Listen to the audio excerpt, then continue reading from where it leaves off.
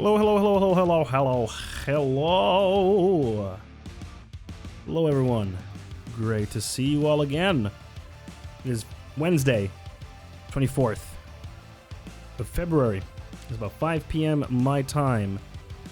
I'm coming to you live from Sweden. Welcome. The Fun with Fondue broadcast. How are you all doing today, whatever time it may be for you? Hello, Ashers. I saw you there earlier. Tekninen, this is... Also, welcome to the stream, Tekninen. This is the Stream Beats Originals album, the instrumental. It is copyright-free music. Copyright-free music that you can use for videos, streams, anything. I didn't know they had an instrumental version of the album last time, so I put it on this time because the lyrics part were too distracting for me. Hello, Mido, as well. Welcome to the stream. Dark Biggie, welcome to the stream. I'm doing well. You meant socks. Ah, socks, yes. I do tend to wear colorful socks. You don't really see it on stream, but yes, I have a habit of wearing very colorful socks. And also, I have this wonderful shirt of the King of Cosmos today. Hey, Skeleton Jelly, how's it going? How's it going? This album is pretty dope. I'm super happy. I was like, oh, I wonder what it's gonna be like. It's very anime, like anime cool fight going down. It's really good. I saw it work at Annecy. Ah, yes, Adrian, of course. I remember you. Welcome, welcome, welcome. So nice to see you. So nice to see you here.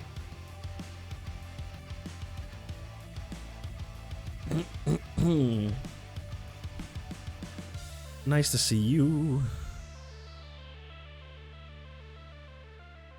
It's actually funny. Another colleague of mine from Ubisoft Red Links, he now works at Annecy over at your studio, actually. Dark Biggie. It's funny. But how's everyone doing? How's your day been so far? What you been up to? My day has been just work. Sorry I'm a little bit late today. It's because I had a work meeting that ran up late. So I had to push the start of the stream. Sorry about that, but I'm here now. Oh yeah, you haven't gone to the studio in 6 months, of course. Yeah, that makes sense. I have worked from home for almost a year now. It's been almost 1 year since I've worked from home. It's pretty wild. Hey, Geto, welcome. I saw you banned that one bot. Thank you for that earlier. I was able to get a save point of Persona 5 Strikers. Nice.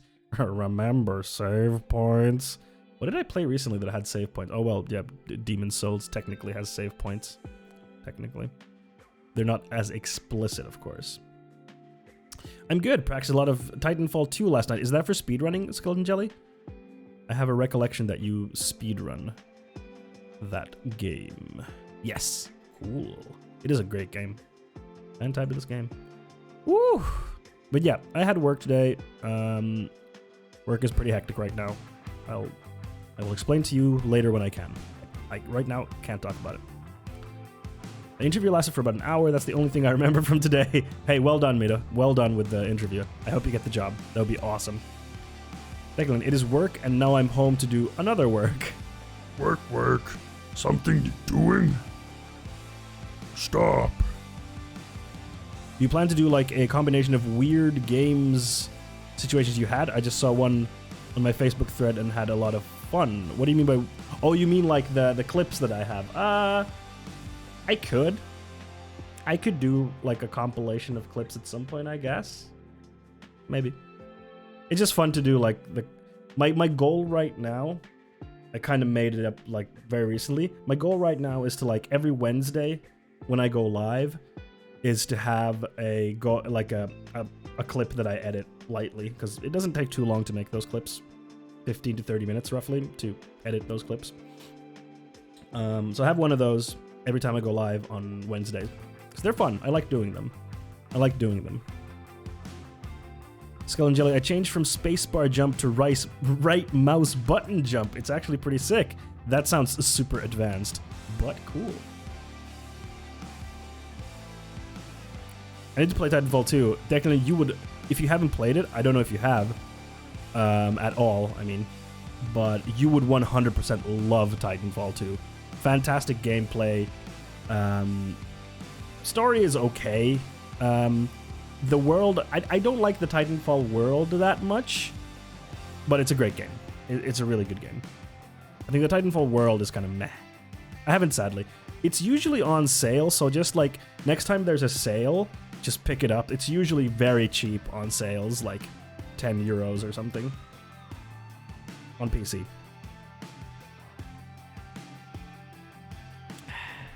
Yeah, it's on Steam. Tit and Fall 2. Nice, Lomo. Oh, it's on the EA Pass thing. Isn't the EA Pass thing now part of Xbox Game Pass? Hey, Fake, welcome to the stream. How's it going? And Slow-Mo also, welcome. I own it on PS4. Oh, okay, you have it. Okay, great. There you go. I guess? Yeah, let me check. I'm pretty sure the EA Access thing is now.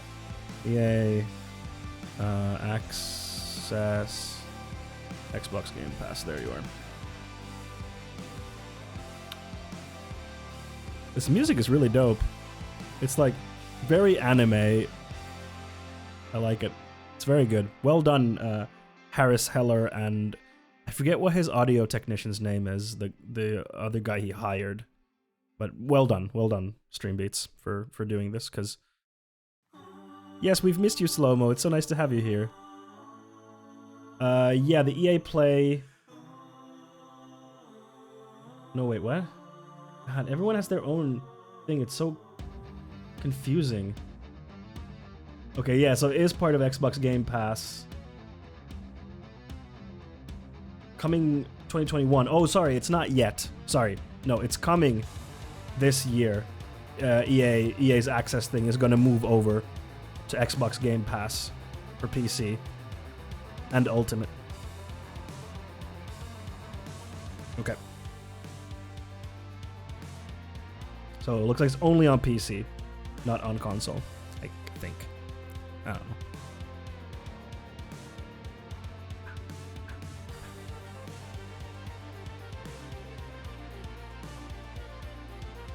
But yeah, so the music is made by Harris Heller, who is a streamer, and he, like, about a year ago, a bit less than a year ago, he released like his first music, that because he wanted to make music for streamers because he's a musician, and he used to have like he was a music viner. If you remember Vine, he and his wife were big on Vine.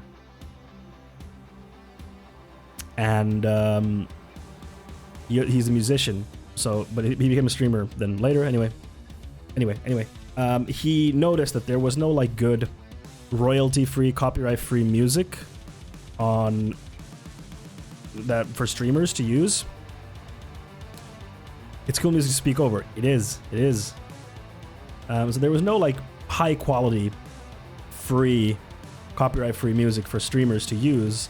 And he basically knew that the DMCA stuff would become a problem on Twitch. He knew it was eventually going to happen. So he decided to make some high quality, free, copyright free music. And at first he got like a bunch of producers from, I think, through Fiverr originally. He got like a bunch of music producers through Fiverr. To make like lo-fi music. So he released like lo-fi music, very popular. Then since then he's released more lo-fi music. He's done like EDM, drum and bass, hip hop, synthwave, and now this is like their first original album where like he's made the music. And they also have vocals on the songs as well, but I'm playing the instrumental because it's better for streaming purposes. Yeah, and it's been very successful for him. Because of the success, he's able to now build his own house where he's gonna have like a streaming room, a recording room, a music production room, and it's gonna live there as well. So yeah, it's pretty PogChamp.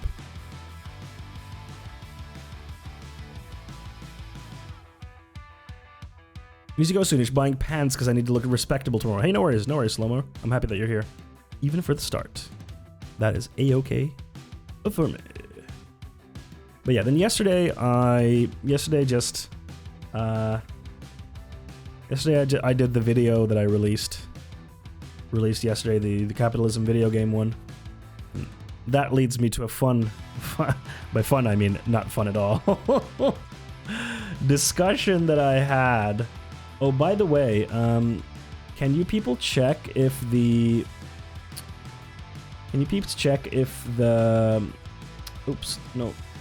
captions are working? Are you able to get them working? Is it working?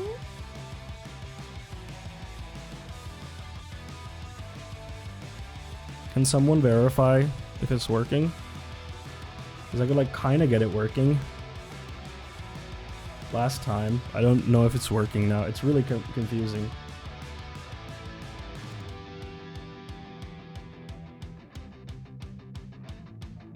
It says I can hide it.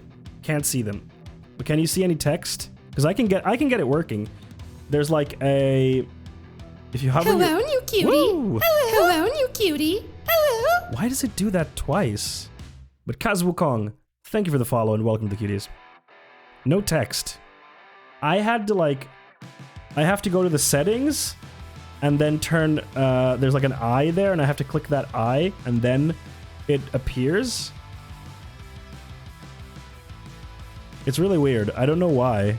But then once I do that, I can't get rid of that box that appears. It's really annoying. Like, I don't understand what's happening. Oh no, wait, I can. There's like a little CC that hovers there in the air. If you click that little CC and there's an eyeball there, then it works. I don't know why it's like that. And then if you click the little CC again, it disappears. I don't know why there are two CCs. Like, I don't know why these two things are separate menus. It's really confusing. Anyway, it works. Ish. But yeah, so I released the video. I released the vidi. Works fish, yes. I released Davidi on the capitalism thing, and I posted it on my Facebook. And some of you already know this because I messaged people about this because I was losing my mind a little bit. So I posted this on my Facebook wall. I posted like a picture of the thumbnail and then the following text. I'm not gonna share my screen because there's like people with their full names and stuff. I don't want to show people's full names and stuff because they might not be comfortable with that. But I immediately got some gamer takes. No. So I posted with this text. Capitalism is ruining gaming. It leads to exploitative business models, broken games on release, less new IPs, and more remakes. We need to help game devs unionize and democratize the workplace to get a healthier industry and better games. That was what I wrote, and then a link to the video. That's what I wrote. And this person I befriended him when I was like very young, like 14 or something. Like I haven't seen him since or anything or been in touch or whatever. You know, one of those Facebook friends. He posts like, why is it capitalism that's ruining gaming? Capitalism is merely the means for private entities to make a living. It should instead warrant a distinction from what is actually ruining the industry, which is perhaps the bad working conditions or poor business models. Gee, I wonder where those come from. Ultimately, it's the consumer's choice who to give our money to. To blame it on the fact that private entities are free to do business as they please is a bit out of place. Also, Nully, welcome to the stream. So this is what he said, and immediately I was like, he did not watch my video, because his first question was like, why is capitalism ruining gaming? Which is, if he would have watched my video, he would know, because I described, in my opinion, why this is the case. So I responded saying, I literally explained why I think this in my video. It sounds like you didn't watch it. And he responds with, I didn't, no. Can you link a timestamp? Or, if it's the entire 20 minutes, can you summarize it here? Which I was just like... Like, I shot the video, aka I streamed. I shot the video, and before that I wrote down my thoughts. I edited the video. I upload it to YouTube, which takes like usually about 2 hours because I have to think of the SEO, I have to think of the title, description, thumbnail, like that takes time to do. It's not like I just regurgitate whatever there. So I spent time on this thing, a considerable amount of time on this thing.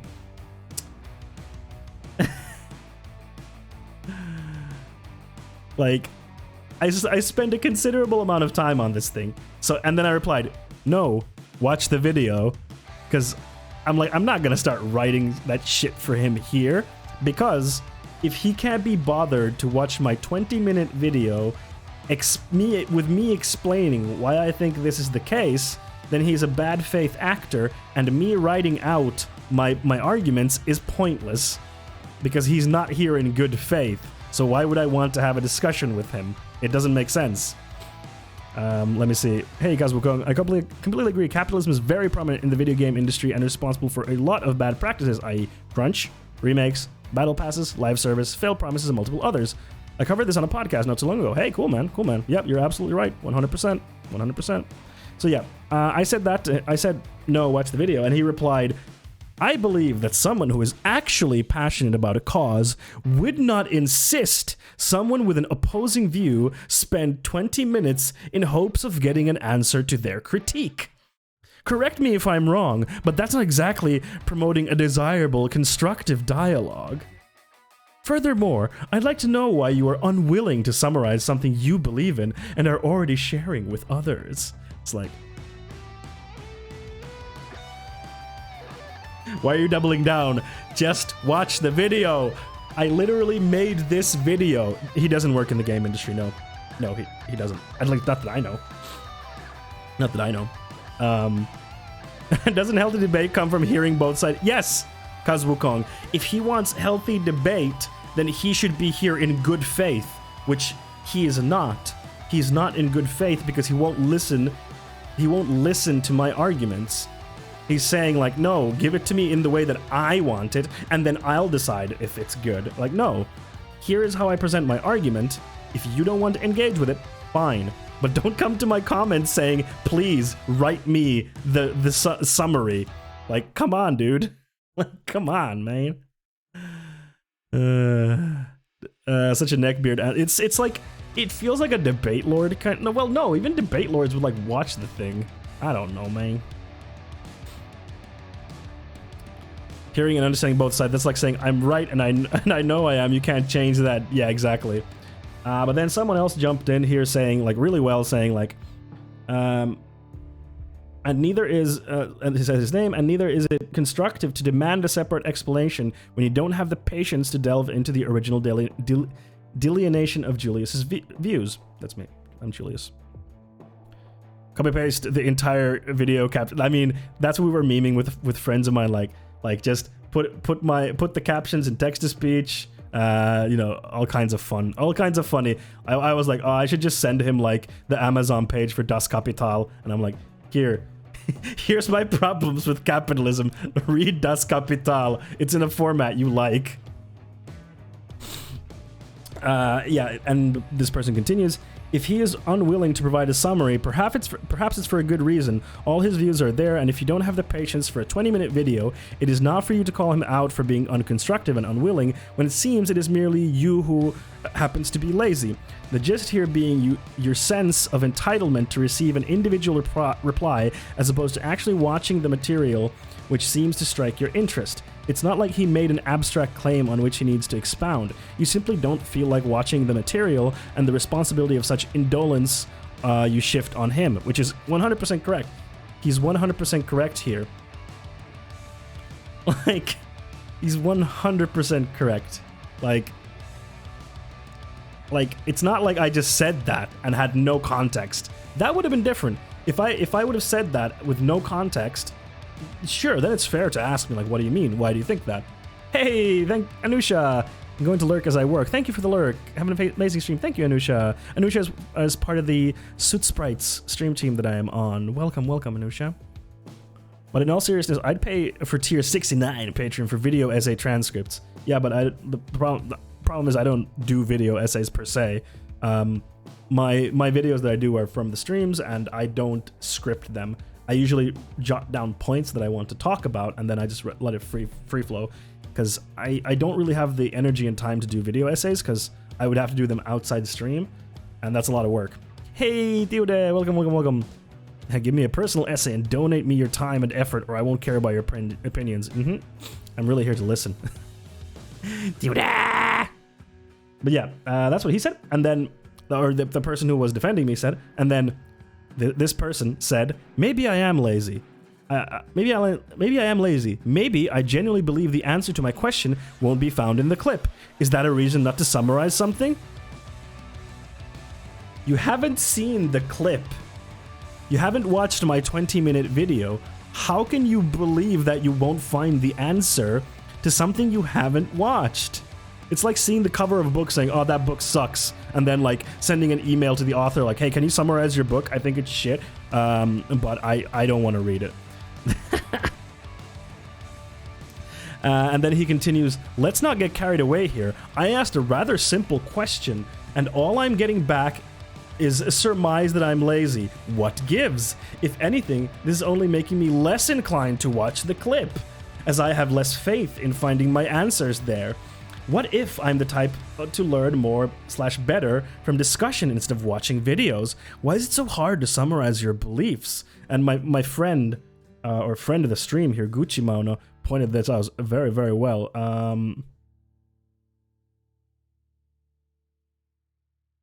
Pointed this out. Oh, I don't want the lyrics version of the album because I can't focus.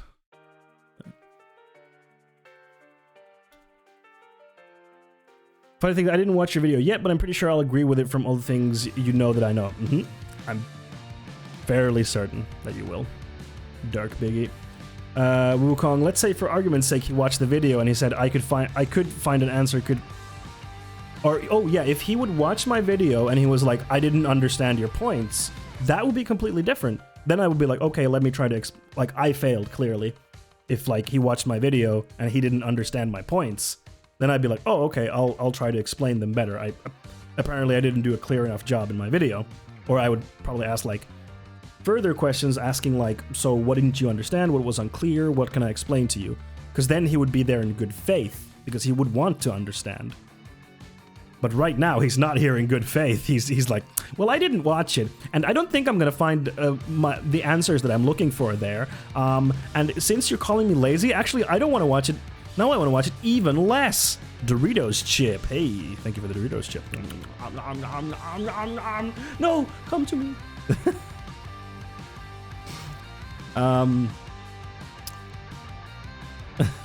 And then the other person defended me a bunch, and then I responded as the person who defended me said, I spent time shooting, editing, and uploading this video, which presents my arguments for why I think capitalism is ruining games.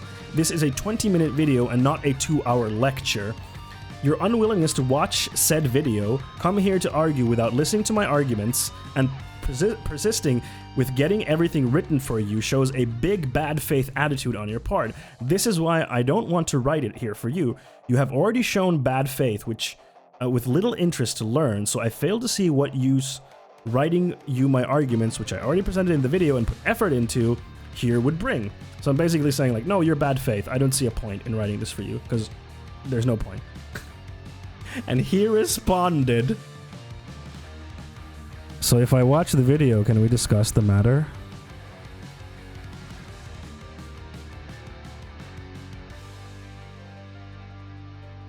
Like, how are you this dense?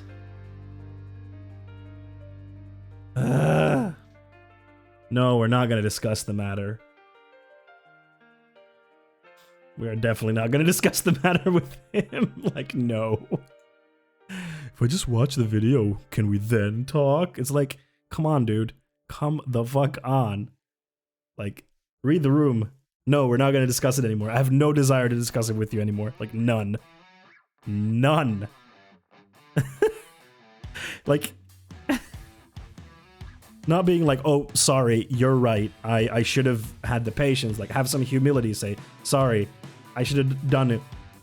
I'll watch it and then write my thoughts. And at that point, I'll be like, okay, he has self-reflection. He's willing to understand that he made a mistake. No. None of that. Just like, if I do the things that you say, can we then play the game? I'm like, no, we're not playing a game. Farhan Mirzapur. I have no idea how to pronounce that. I'm sorry for butchering that. Jesus can walk on water, and I can walk on watermelons that are 95% water, so I am 95% Jesus. That, my friend, is extremely sound logic, and I would never discredit you for that. So yes, I agree. I agree. 100%. 100%, except 95% in this case. You can disagree with someone, at least you come with arguments, exactly, and then you debate. When your only argument is to contradict the other, there is no debate. Yes, exactly. To be fair, the math adds up. It does add up. I mean, oh yeah, I was gonna, sorry. Friend of the show, friend of the show, Gucci Mauno, pointed out this very, very good point that what he is doing is called sea lioning. It is a term when someone sea lioning is a type of trolling or harassment that consists of pursuing people with persistent requests for evidence or repeated questions while maintaining a presence of civility and sincerity. It may take the form of incessant bad faith invitations to engage in debate. It's just like, what? I'm just asking questions. What? Why won't you answer my question? Hey, I'm just asking this question. Why won't you answer? Why won't you answer? And it's like, no. We're not doing this. That just sounds like he would watch your video and... Yeah, exactly. Yeah. The animal. Yes. Oh, yes. Meri yellow nointi. Hey, you're so cute, bro. Thanks, Devin. Appreciate it. Sea lions can go extinct, in my opinion. Hey, I'm not going to say one way or the other. I need to know more. Maybe they're an important part of the ecosystem.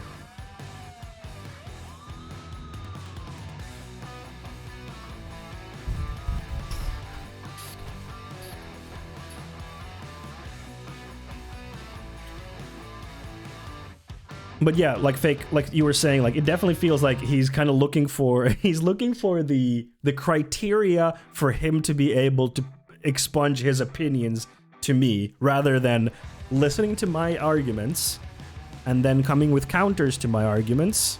No, he just wants to say his point and be right, and that's not what I'm having here. That's no thank you. No thank you. The animal, yes, Dark Piggy. The animal, yes. Because it's originally from a webcomic. Let me find that for you. Can I find it? No, hold on. Okay, this music slaps extremely hard. I will have you know that this music doth slap. Alright, here we go.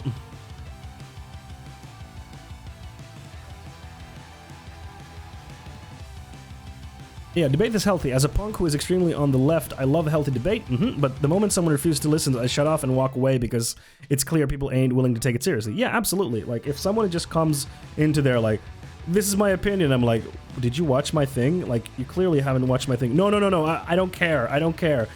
Just, like, give it to me the way I want it to be given to me, and then I can decide if I'll engage. It's like, no, that's not how this works. Sorry. I'm not having this discussion with you. You're just wasting my time. Hey, OG, how's it going? I'm good, thanks, I'm good. The answer is right there. You're not taking in is not my problem. Exactly. Debate is healthy, but trying to engage debate with someone who doesn't want to debate is just dumb. Yeah, it's bad faith. Okay, so this is where the term sea lining comes from, this webcomic. These old-timey women driving around. I don't mind most marine mammals, but sea lions? I could do without sea lions. Don't say that out loud. Pardon me, I couldn't help it over here. Now you've done it. I would like to have a civil conversation about your statements. Would you mind showing me evidence of any negative thing any sea lion's ever done to you? They're like, go away. There's no need to raise your voice, I'm right here. I'm just curious if you have any sources to back up your opinion. You made a statement in public for all to hear. Are you unable to defend the statements you make? Or are you simply unwilling to have a reasoned discussion? You're in my house. I told you, dude, sea lions. I've been unfailingly polite, and you two have been nothing but rude. I'm trying to have my breakfast. Very well, we shall resume in an hour. Like, this is the behavior. Like, and especially bringing that air of like, I'm being nice. Like, bringing that air of like, I'm polite, therefore I'm right, which is really, really annoying. Oh, that voice wasn't... I did not do it right.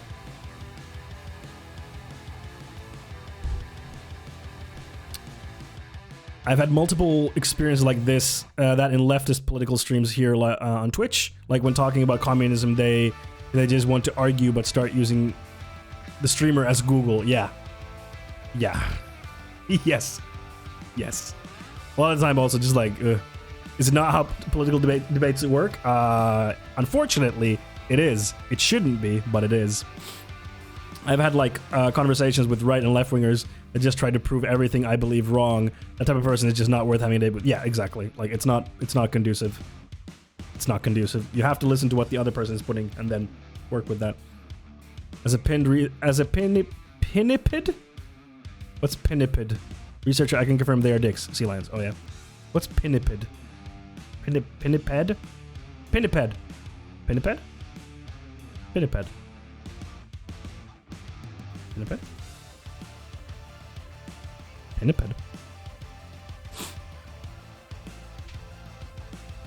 Pinniped. Now I just want to say pinniped. It's really fun to say. Pinniped. Oh, hey, we have a new emote. I forgot it. What is it called? Fruity clap. Look at hims! Look! Look at him go!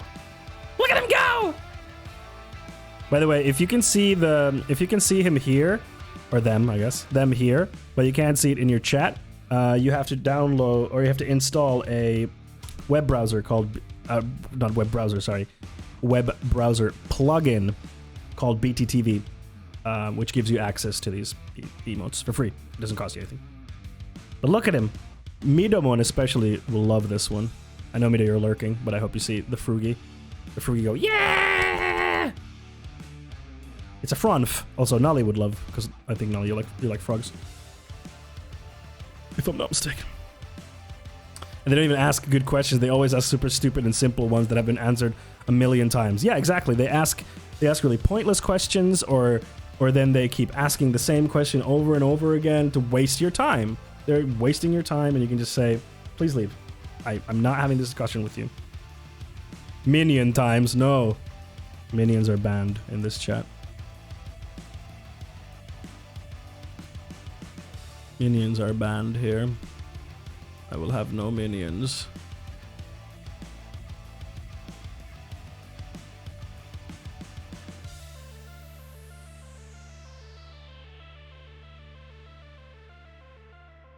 It is a nice misspell. All right, you know what time it is, everyone. It's time for the usual.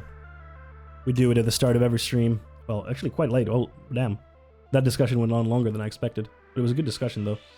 You know what time it is. You all know what time it is, baby. That's right. Someone mentioned melons before. It's melon time, baby. Oh, melon time.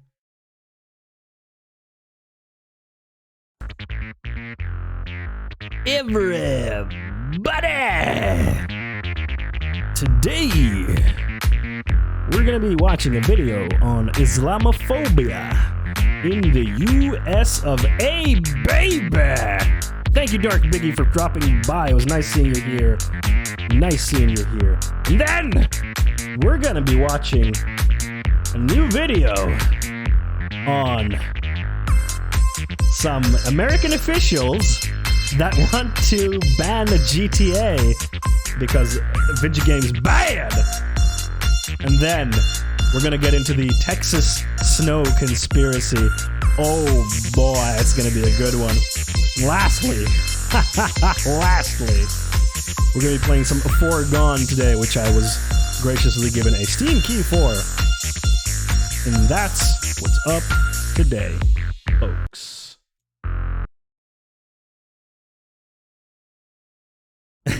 Wait, you saw the GTA thing? Yup. It's so dumb. It's so dumb. I can't wait.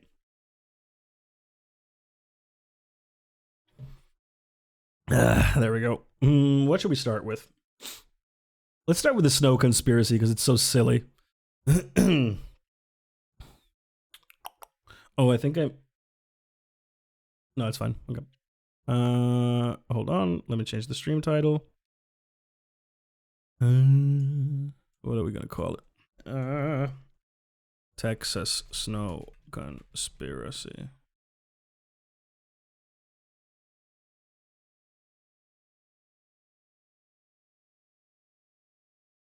There we go. For some reason, if you misspell million with only one L, Google wants to correct it to minion. That's big tech favoring. All right. Let's get started with this ridiculous story. TikTok users are burning snowballs in viral videos to prove that snow is fake. That's right, folks. There were some historic snowstorms in Texas, and people are like, it's fake, brother. Look, it's not even melting, brother. This snow is fake, brother. Okay, Theodat, take rest. See you later. Texas Snow is my stripper name. That would be a good stripper name. I'm not gonna argue with you there. There was a guy that did a video on debunking the snow thing. People only do the compacted snow, or it doesn't work exactly. The snow is a deep state plot to protect the wealthy elites, brother. No, no. Okay, here we go. No, the fake snow explained. No, I don't want that. I want to see the dumb stuff. Show me the dumb stuff. No, it doesn't have the dumb stuff. Oh man, it doesn't actually have the dumb shit. I want to see the dumb shit. God damn it. Hold on, let me try to find it. TikTok is a scary place, truly. Snow conspiracy. Yeah, there we go. Show me the videos. Of course, all the people who got like blasted.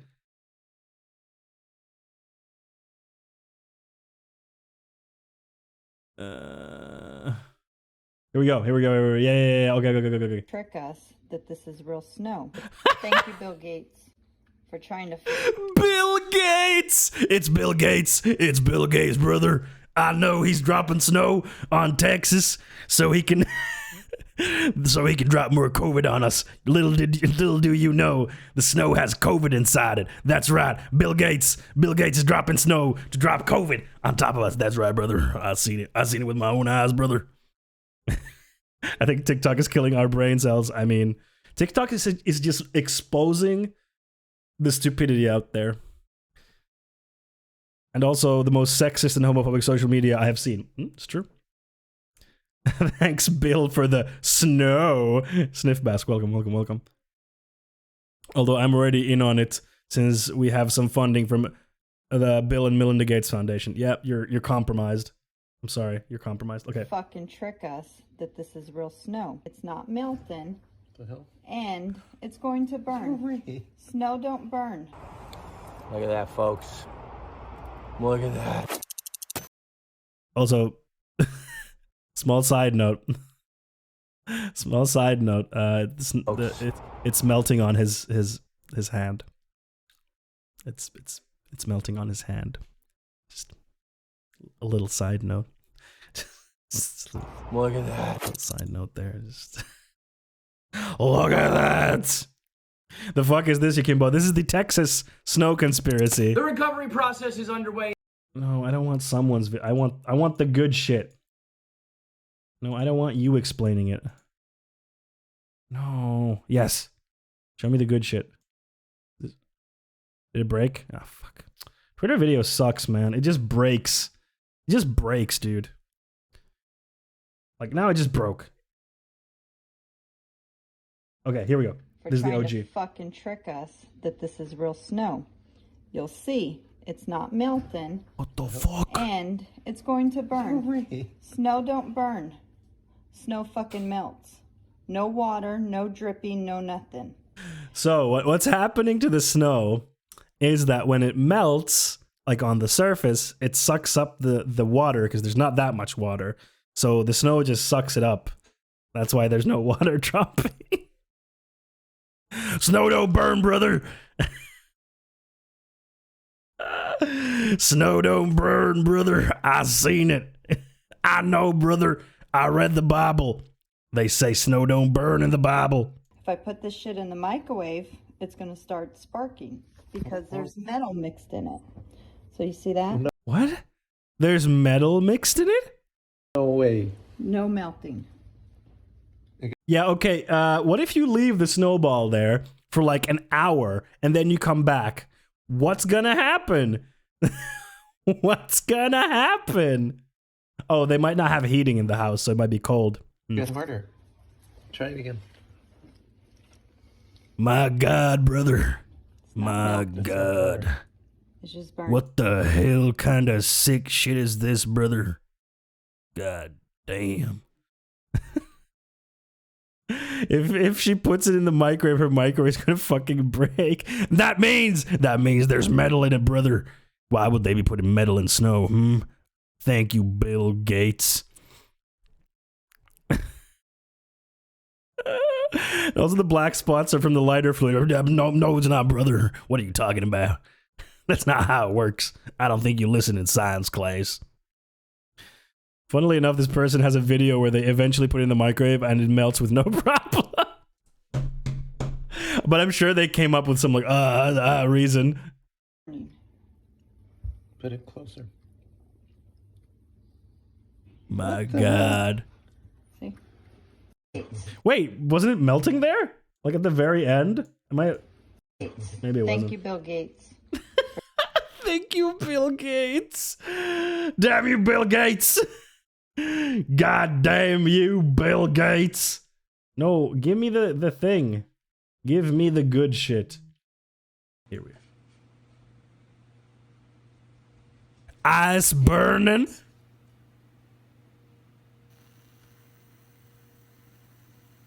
It's melting! It's literally melting in the video! You can see it melt! You can literally see the snow melt like it. You posted this, dude. Dude posted this. Manufacture. Is this like a no, manufactured snow, protector of humanity, paver of sovereignty. God damn. That video. Is there anything else except this one video? No, where'd he go? Okay.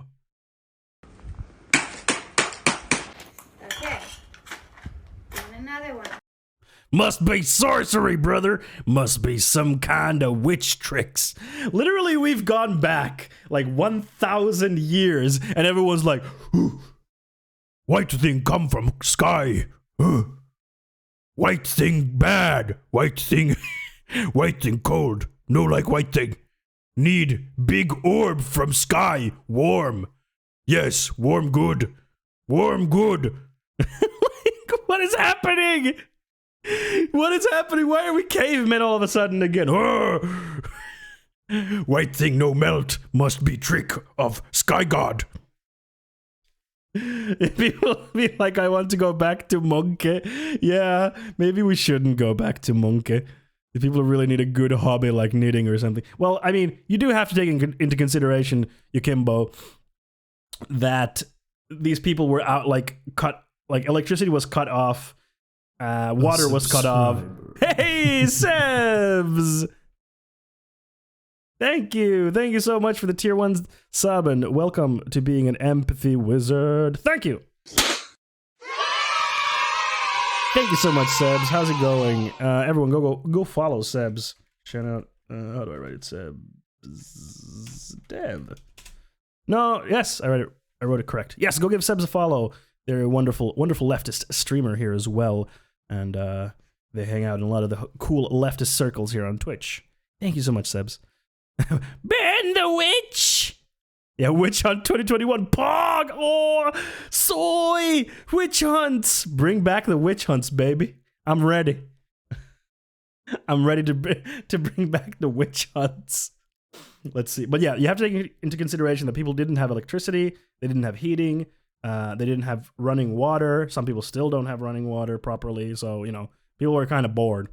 Because people said that they Fresh would ice get for out. fresh snow for all the haters. Fresh snow for all the haters. Oh, I'm loving this. Yeah. Wait, are you gonna try to melt it with that tiny ass fucking candle? Yo, come on. This is like immediately, as someone who lives in like a place where we have, used to have proper winters. We used to have proper winters, and it's like, that small candle ain't gonna melt shit Like, the fire is not big enough. Okay, here we go. Ah, the flame. Come on, flame. Snowball. It's not gonna melt, you idiot. That flame is people in Texas, I'm telling you. Just like, please travel. Please, like, you can go inside your own country even to find places where there's snow. God damn, Texas. Not I've been lurking and I've been dying laughing. Oh, I'm so happy that you're enjoying this, Sebs. melting. Yeah, cause, oh my god. Oh, no. She put it so close that the flame went out. Of course, it's a teeny tiny candle. There's like barely any heat from that. Like, that's not gonna work. Oh my god, these people. Oh, these people. Please don't, like, sure, have your little moment of being like, isn't this weird? But don't go on like, snow. I don't think this is snow, brother. This is Bill Gates's COVID flakes, or whatever the fuck they're claiming it to be. Didn't melt. Come on, flame. There's a flame. Come on. Not melting. And turning black. It's not melting. Miss, I don't like the way you said black in this video. Personally, not feeling great about it. See? My God. God. Fucking throw at the end. We've been tricked, brother. The government's been tricking us for years with this snow bullshit. Snow doesn't exist, brother. Snow was invented by Big Christmas to sell Santa Claus and Coca-Cola bottles. Snow was invented by Big Christmas.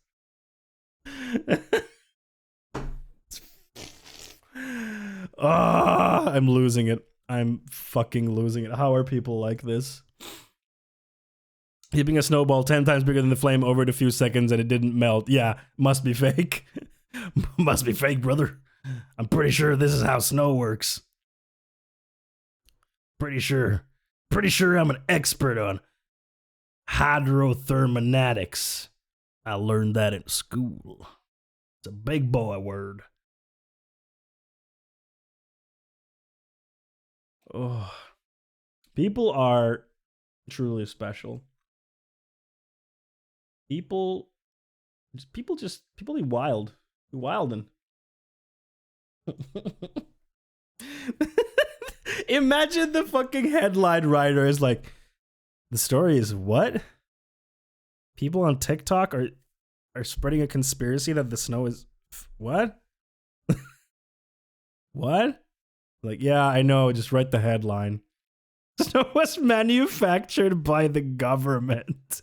Viral videos by TikTok users purportedly in Texas have falsely claimed that the snow from the deadly winter storm that hit the state this month is fake and was created by the US government.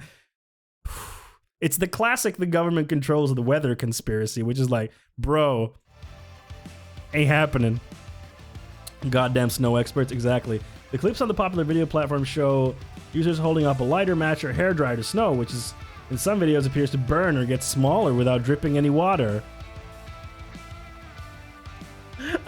People are so special.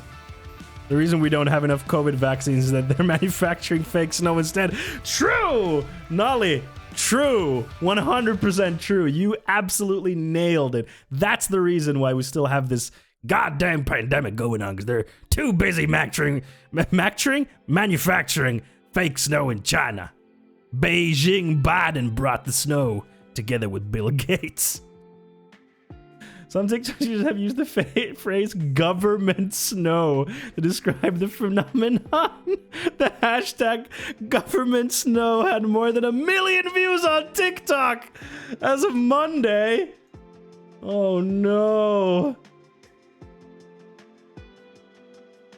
Oh no. Woo! Hey, so what up? Hey, Raiders! Welcome! What is going on? Let's get the hype rolling. Hello, everyone. My name is Fondue. I am a leftist political streamer. I cover news and politics from a leftist perspective, and I also play video games, and I'm also a video game producer. Would you look at that? Thank you for the follow, Luda Moon, and welcome to Cuties. Thank you, thank you. I'm going to play you my raid trailer, and then we'll be right the heck back, so I'll see you in about 30 seconds. I saw it! I saw it! I saw it!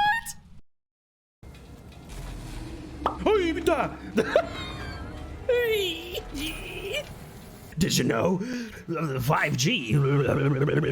So, everyone, bear with me with this joke.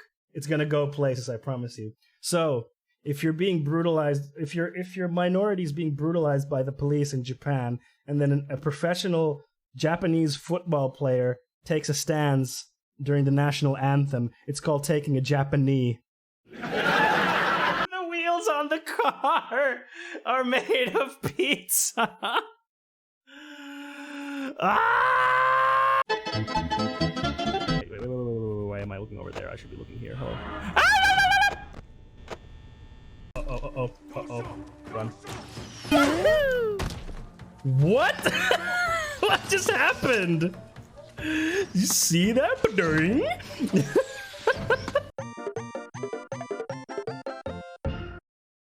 Welcome back, everyone. Welcome back from the raid trailer. Hope you enjoyed that.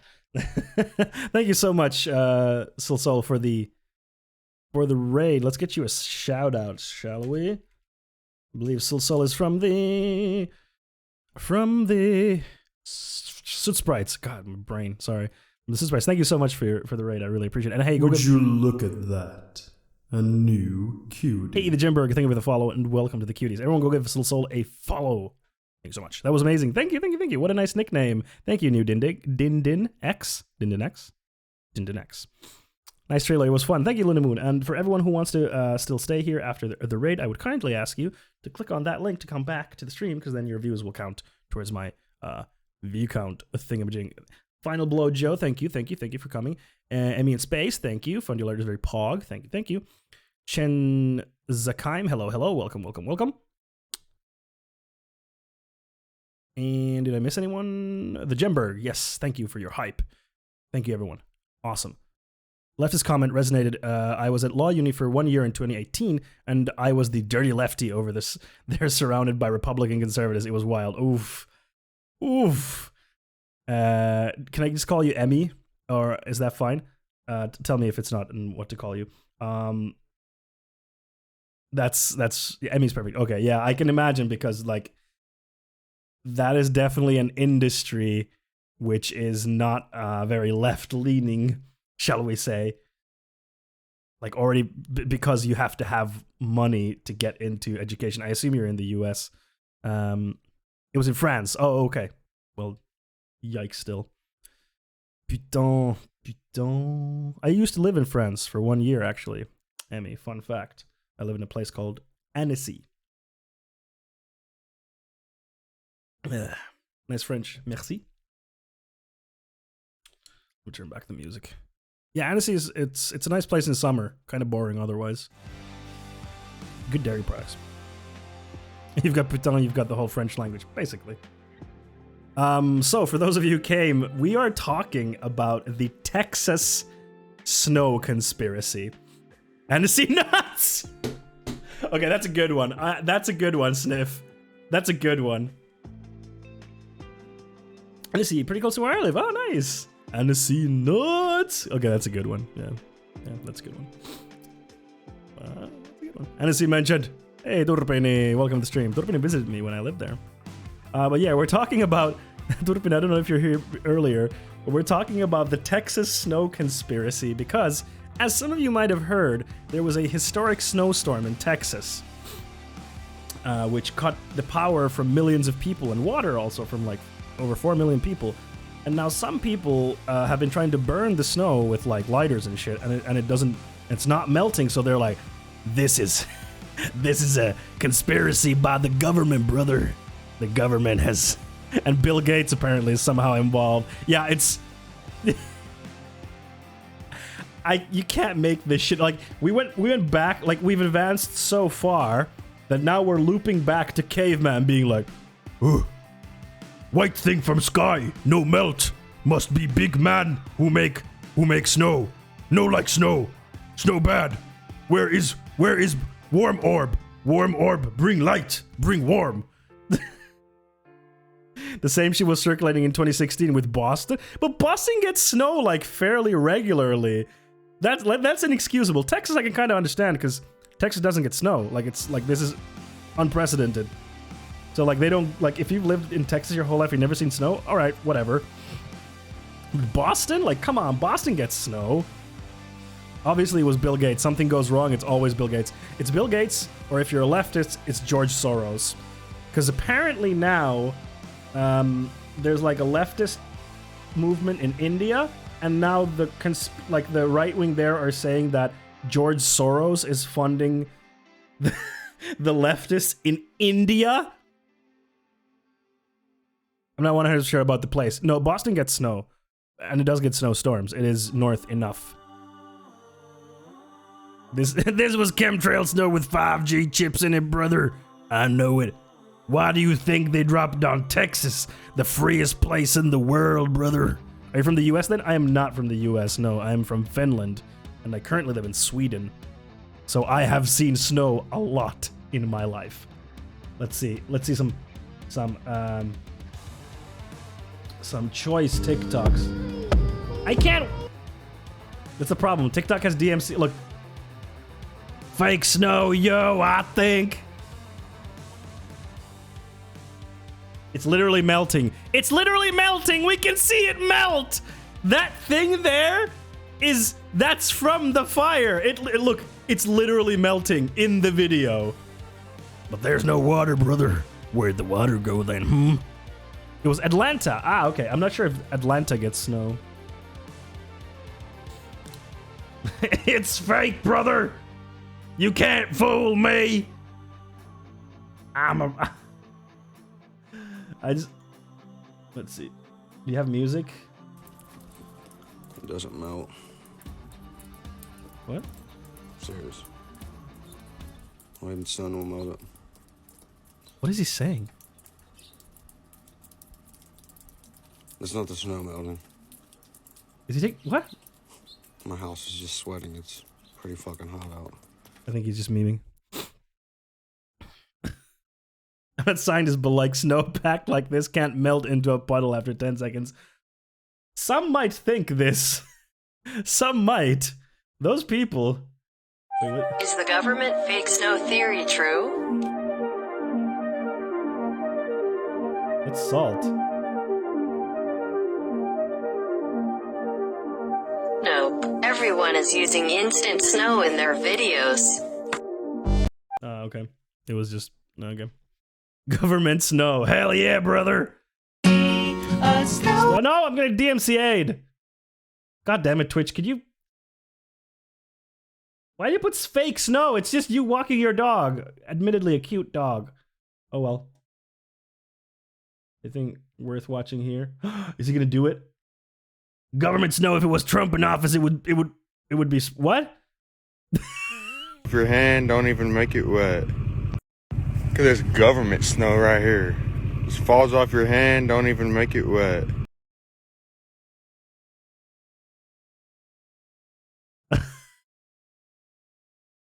Motherfuckers never saw snow before, and now they're like, it's fake, brother! It's like, no, it doesn't melt that fast, you idiot! The snow understander has logged on. Yeah, let's continue with the article. Let me turn on the epic music. Bill Gates invented vaccines to enslave humanity and or control the population and or to push the transhumanist Satanist agenda. What else have you? Yeah, Bill Gates is a busy boy. He really does it. He really does it all. If snow melted that fast, there would never be snow. Exactly, Abby. Exactly. Like, if snow melted that fast, it wouldn't stay on the fucking ground because it would instantly evaporate when it hits the ground. Pro tip, hold the lighter a little further below the snowball. Results might surprise you. Yes, that's also what they don't understand. The hottest part of the flame is not the fucking middle. The hottest part is above the flame. Oh my god. And snow insulates really well. Exactly. Why do you think they built igloos? Because snow insulates really, really well. All right, where are we at? Multiple reports noted that there's an explanation for the phenomenon. Multiple reports? Imagine the people who have to be like, we have to explain to the people of Texas that no, the snow isn't fake. It is in fact real. Oh my god.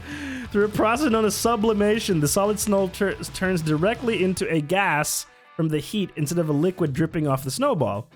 It's not the first time a false claim about snowstorms or snow accumulation in the US has spread on social media. The conspiracy theory also went viral in 2014, according to multiple reports. That's it. That's it. We have to put a dome on top of the United States of America. No one can come out. I'm sorry. We just have to do it. We have to do it. We have to put a dome. No one in, no one out. Until they sort this shit out, no one in or out. That's it. I'm sorry. It's just, we just have to do it. It's just what we have to do. They have to figure it out. They're gonna need to put snow on their science curriculum. Science curriculum? What the hell are you talking about, brother? The only science I read is called the Bible. Ever heard of a little thing called the Bible? It explains everything, brother. We don't need no goddamn science. Attacks Joe Biden TikTok conspiracy theories. Yeah, boy. Yeah. People are special. Also, like when they squeeze into a solid ball, it's harder to melt. Yes. Yes. I studied literature, so I need to know my Bible reference. Damn, all right. I guess I got owned just now. You're like a weeb for the Bible. A geaboo, a Jesus weeaboo, a geaboo. Like if you want to melt snow in the winter, for example, to get water, you need liquid water to get the melting going. Yep, and then the snow needs to be packed as tight as possible. Yes, yes. But this is like people who don't live in snow just don't know. Hey, some good news. Americans are identifying as LGBTQ more than ever, polls find. It's because they're putting stuff in the water that has turned the frogs gay. They just don't snow. Yow! Left streamer destroyed by the power of the Bible. Yeah, when doesn't it happen? I'm not sure about snow, but I know sand is all fake. It's just very small rocks all along. Wait until you hear about glass. New din. Wait until you hear about glass. All right, but hey, we got more gays now than ever, folks. 1 in 6 members of Gen Z identify as something other than heterosexual. Get ready, straights. You're gonna become extinct. Apparently here in Finland, we are now getting snow that's being tinted yellowish by fine sand that has come all the way from Sahara via air currents. What? Is that true? Imagine what material this might make for conspiracy theory. Oh my god. Oh my god. They'll be like... I already know what they're gonna say. They're gonna say... This is what they're gonna say. They're gonna say that there's more sand now. There's more sand now in Finland because there's more people coming from the Middle East. That's 100% what they're gonna say. 100% they're gonna be like, I can't do the accent now because it will be in Finnish, so it doesn't work. But they'll be like, it's because of them Arabs. They're coming from the Middle East. Now we got more sand. Coincidence? I don't think so. It's true. That's fucking crazy. Holy shit.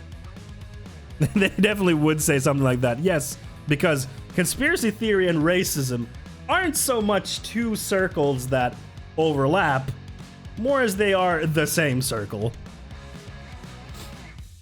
That's crazy. Like, if you telling me, I'm just like, what? But I mean, hey, world's weird. Welcome to intersectionality. Hell yeah. Not the intersectionality I was expecting.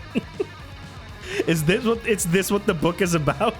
How conspiracy theory and racism intersect? Climate change, am I right? No, it's fake. I hate when they say that because there aren't more LGBT plus people, it's just that sometimes they feel safer saying they're not straight. Yeah, exactly. Okay, let's see. An estimated 5.6% of Americans identify as lesbian, gay, bisexual, transgender, or queer, according to a new Gallup report. Let's look at the how many people they surveyed. I'm going to be making some food and lurking now, but you have fun. Thank you so much. Yes, thank you so much for the raid. I really appreciate it. Thank you so much for being so welcoming. Of course. Thank you, everyone who came from the raid. Thank you so much. I hope you have a great dinner or lunch or whatever time it is. If you're in France, dinner, I guess. That's up from 4.5% in 2017. Hell yeah.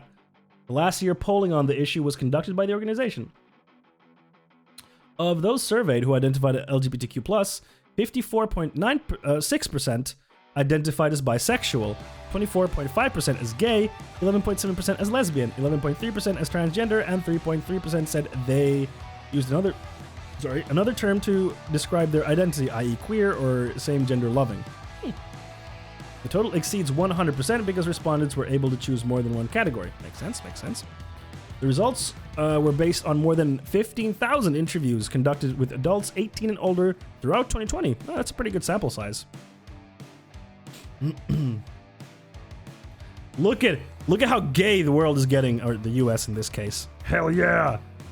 It's the... Oh, I should zoom in, sorry. I forget to do that. Do remind me if the text is teeny tiny. And I will zoom in for you crazy kids. Look at him. Why do they use axes like that? Wait, what? That is really weird, true. Yeah, that is a weird use of axes. But disregarding the weird axes, I think right now would be a very good time to invest in the gays. The queer stock is going up, folks. Why did they cut the y-axis? Never mind. Don't hyper-focus on that, Sniff. Don't hyper-focus. Hyper-focus on stonks. The gay stonks are doing great. Gay stonk, go up. It's time to invest. I don't know how you invest in it. Yes, please invest in me. Do it now. I'll DM you later. Younger Americans are increasingly likely to consider themselves part of the LGBTQ community. Nearly 16% of Generation Z, those 18 to 23, in 2020 consider themselves something other than heterosexual. That compared to just 2% of Americans 56 and older. Haha, boomers. Imagine being straight and a boomer. Can you give me the candle chart so I can make a technical analysis of this? What's the candle chart?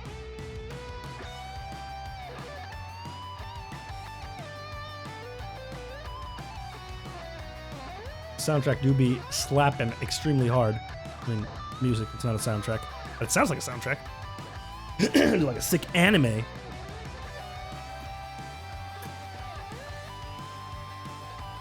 Oh, it's a joke about gay stonks. Oh, I don't know anything about stonks, so your joke was unfortunately lost on me. While that pronounced difference could be caused by a true generational shift in sexual orientation and gender identity, Gallup editor Jeffrey Jones said it is more likely reflects a greater willingness for younger Americans to be open about their identity. There you go. Younger people are growing up in an environment where being gay, lesbian, or bisexual is not as taboo as it was in the past. Yep, Jones told NBC News. So they may just feel more comfortable telling an interviewer in a telephone survey how they describe themselves.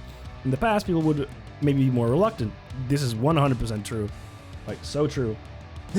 So true. Like, it's way more acceptable to say, like, your sexual orientation now. Chen Zakaim, I gotta go. Have a nice day, everyone. Thank you for hanging out with us, and I hope you have a great day, too. But yeah, it's, like, definitely, especially, like, boomers, like, 56 and older, definitely for their generation, like, being anything other than straight was even dangerous, you know? I mean, hey, when did, you know, being gay stop being illegal in the West? That's very recent. Like, really recent. Of the Generation Z adults who identify as LGBTQ, nearly 2/3 said they were bisexual, equal to about 11.5% of total Gen Z respondents. For millennial LGBTQs, those 24 to 39, in 2020, half said they were bisexual, or a little more than 5% of all millennial respondents. Cool. Dope. Yeah, I don't want to read anymore. Awesome. People are more open to being openly whatever their sexuality is, which is great. That's really fantastic. Happy to see that people can be who they want to be. Dope.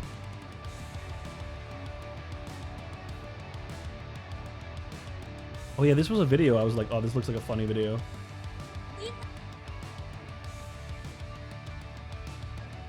See what this is about.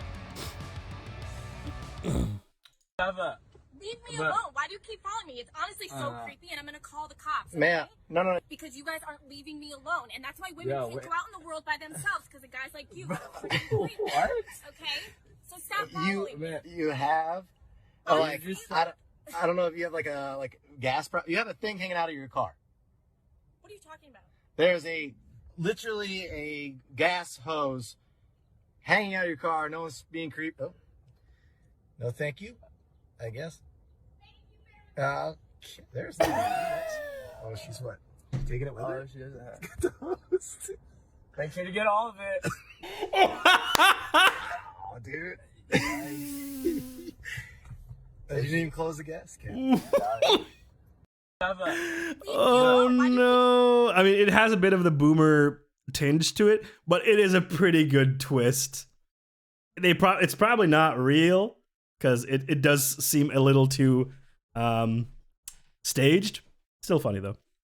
I give it a 3 out of 5. It was okay. Right, let's get to the main thing, which is the Islamophobia in the United States. Renegade Cuts video. Renegade Cuts makes some good ass videos. Let me change the title. Where's the title? There you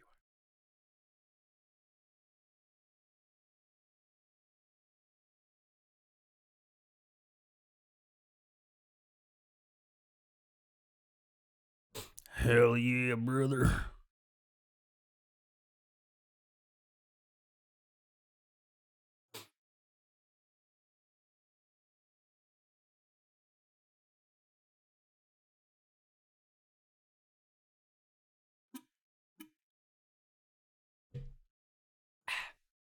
Oh yeah, for those of you who came later, we have a new emote in the BTTV. It is this one. It's really cute. So when something great happens worth clapping, you can use this one if you want to. It's cute. All right. By the way, did you happen to talk about the anti-Asian racist acts in the U.S., or are you planning to? I have not talked about those. No. Could do a little bit about that. Yeah. You mean like related to COVID and how the anti-Asian sentiment has risen since then? Is that what you mean? Is that what you're referring to? Yeah, I haven't done a bit. Could do. Yep. Could do.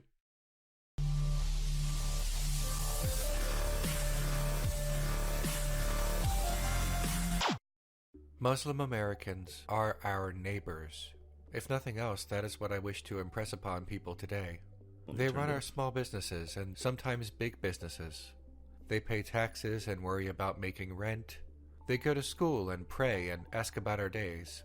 They are our neighbors. There are approximately 3.5 million Muslims living in the United States today. That's a lot of people. The third largest. Like, how many people are there in the United States? Is like, what's the U.S. population? 328 million. So, like, roughly 1%. Roughly 1% of the U.S. population is Muslim. Nation. To give some impression of those numbers, that is greater than the population of Wyoming, Vermont, Delaware, and Alaska combined. They have been a part I don't even know what's in those states. This nation roughly since its birth, and they have a greater role in the nation today. Islam is as much a part of the identity of the United States as anything else that comes to mind when one thinks of America. Yet, in spite of this, Islam has also been historically labeled irreconcilable with American values and its people unassimilable into American culture. A clash of civilizations, an abstract and unseen conflict brewing beneath the surface, at least in the minds of those who have bought into this, or those who wish to sell this conflict to the masses for their own reasons. The proposal that Islam is irreconcilable with American values is based on a narrow vision of what it means to be an American, and what I mean, we see the same sentiment in Europe as well. You know, go to any European country that has Muslim immigrants or refugees, you'll hear the same shit as well. You know, they are incompatible with the culture here. They just come from such a different culture that they can't assimilate. You know, all the same shit basically that happens in the U.S. as well, but with, you know, the nationalism of the European country of your choice baked into it. So, unfortunately not unique to the United States. I've heard that shit in France. I can concur. Yep. I mean, yep, happens in France as well. And France has an extra complicated history because of the colonial past that France had with Africa, and due to those relationships, it's even more complicated. But I was super surprised when I lived in France on like how openly racist France is. Like, France is so openly racist, it is shocking. It's shocking how openly racist it is. And when you point out, for example, Finland has had Muslim minority for ages, the Tartars, they just hand wave. Yeah, exactly. Because they don't mean Muslims, they mean brown people specifically. They just mean like, oh, these people that look different from me, they are incompatible because they didn't learn the language in like a year, and, you know, bleh. People use Muslim as a shorthand for brown people. Yep, 100%. I've had to defend some of my coworkers because of some clients' racist comments is so bad. It's France like shocked me. Like, I forget what's the filmmaker's name, but he makes like really big comedies in France. And one of the comedies that he made was like about he's a right winger himself, the guy who made the movie, but he was playing like a left wing politician who has to let like Romani like immigrants live in his house for like a while to prove that they're not bad people, and then they're just like portrayed as like super like untrustworthy and dirty and like thieving and shit like that. Or then he made another movie in which he plays a father who has like children, all of whom are like married except like his youngest daughter, and who wants to marry a Muslim dude. And then like the weirdness of him being like not cool with it, and like all of his kids are like married to like some ethnicity. Like I think one of them is married to like a black dude, one of them is married to an Asian dude, one to a Jewish dude or something like that, and then the last one is like Muslim. And the lesson is not like, you know, dad gets over racism bad.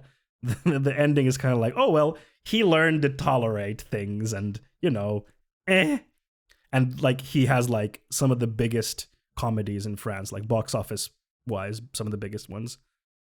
Oh, that comedy is so bad and it was well loved. Exactly. Like he makes huge hits in France, and this is just like, oh yeah, it's just normal. It's just like normal in France. And when I heard, I was just like, what? How is this like just like, oh yeah, it's just, you know, man, whatever. What it means to embody American values. America. The values of the people of the United States of America are not only numerous, but vary depending on region, political affiliation. This is actually very funny, because when you hear people talk about American values, these same people, if you as a European, you're like, oh, you know, Americans are like this and that, these same people will get extremely angry at you for talking about the United States as a monolith, which you shouldn't. I totally agree. You should not talk about the United States as a monolith, because it is a huge country of over 350 million people. Oh, how many was it? 340 million? Anyway, over 300 million people. So you shouldn't talk about the U.S. as a monolith, because there's a lot of differences there. California is very different to Texas, is very different to New York. There's differences, absolutely. But when these people are like, no, the Muslim bad, then all of a sudden American values are everywhere and it's all the same. Funny how that works. Colonialism is a hell of a drug. It sure is. Religion, and more. Values are cultural, and even within a culture, values tend to vary greatly. To say that Muslim Americans do not share American values is a way of excluding. Who wants to put a dome on the U.S.? I smell a contradiction. Leftist streamer destroyed by facts and logic. I've been outed. I have to go lurk, but thank you for being so welcoming. Have a great stream, friends. Yes, Emmy, thank you so much for dropping by, and I hope you have a great evening. Yeah. Excluding Muslim Americans from the culture, even though their values are as equally valid within the United States as, say, a white Christian's values are. An individual conception of a set of values... It's almost like those values are not really specifically tied to the religion per se, but, what do I know? Within a given space or culture always excludes values that are deemed in contradiction to the individual's preference of what those values ought to be, instead of a recognition of those allegedly contradictory values. If one believes that American values are merely values by majority consensus, and that anyone living outside of this consensus can be excluded from the rights and protections of the United States, then this leads us down a dangerous path. That's a super dangerous path. Like, very, very dangerous path. Just to like the majority says what's part of the group, and they can just decide, you're not part. Of disallowing the rights and protections of Americans deemed degenerate by the majority. This fear of Islam replacing the values or the people of a nation is often called Islamophobia.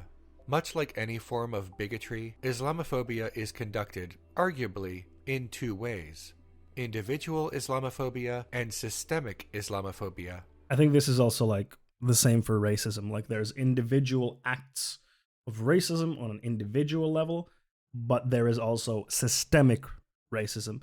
And specifically people on the right who are like, racism is not real, like Ben Shapiro, they always think about racism as these individual acts of, someone yelling the N-word with a hard R. And it's like, yes, that is racist, yes, but that's just individual racism. But there's also systemic racism, like why black people, for example, in the United States, when we account for all other factors, they get harsher sentences for the same crimes, stuff like that, which is like a systemic issue.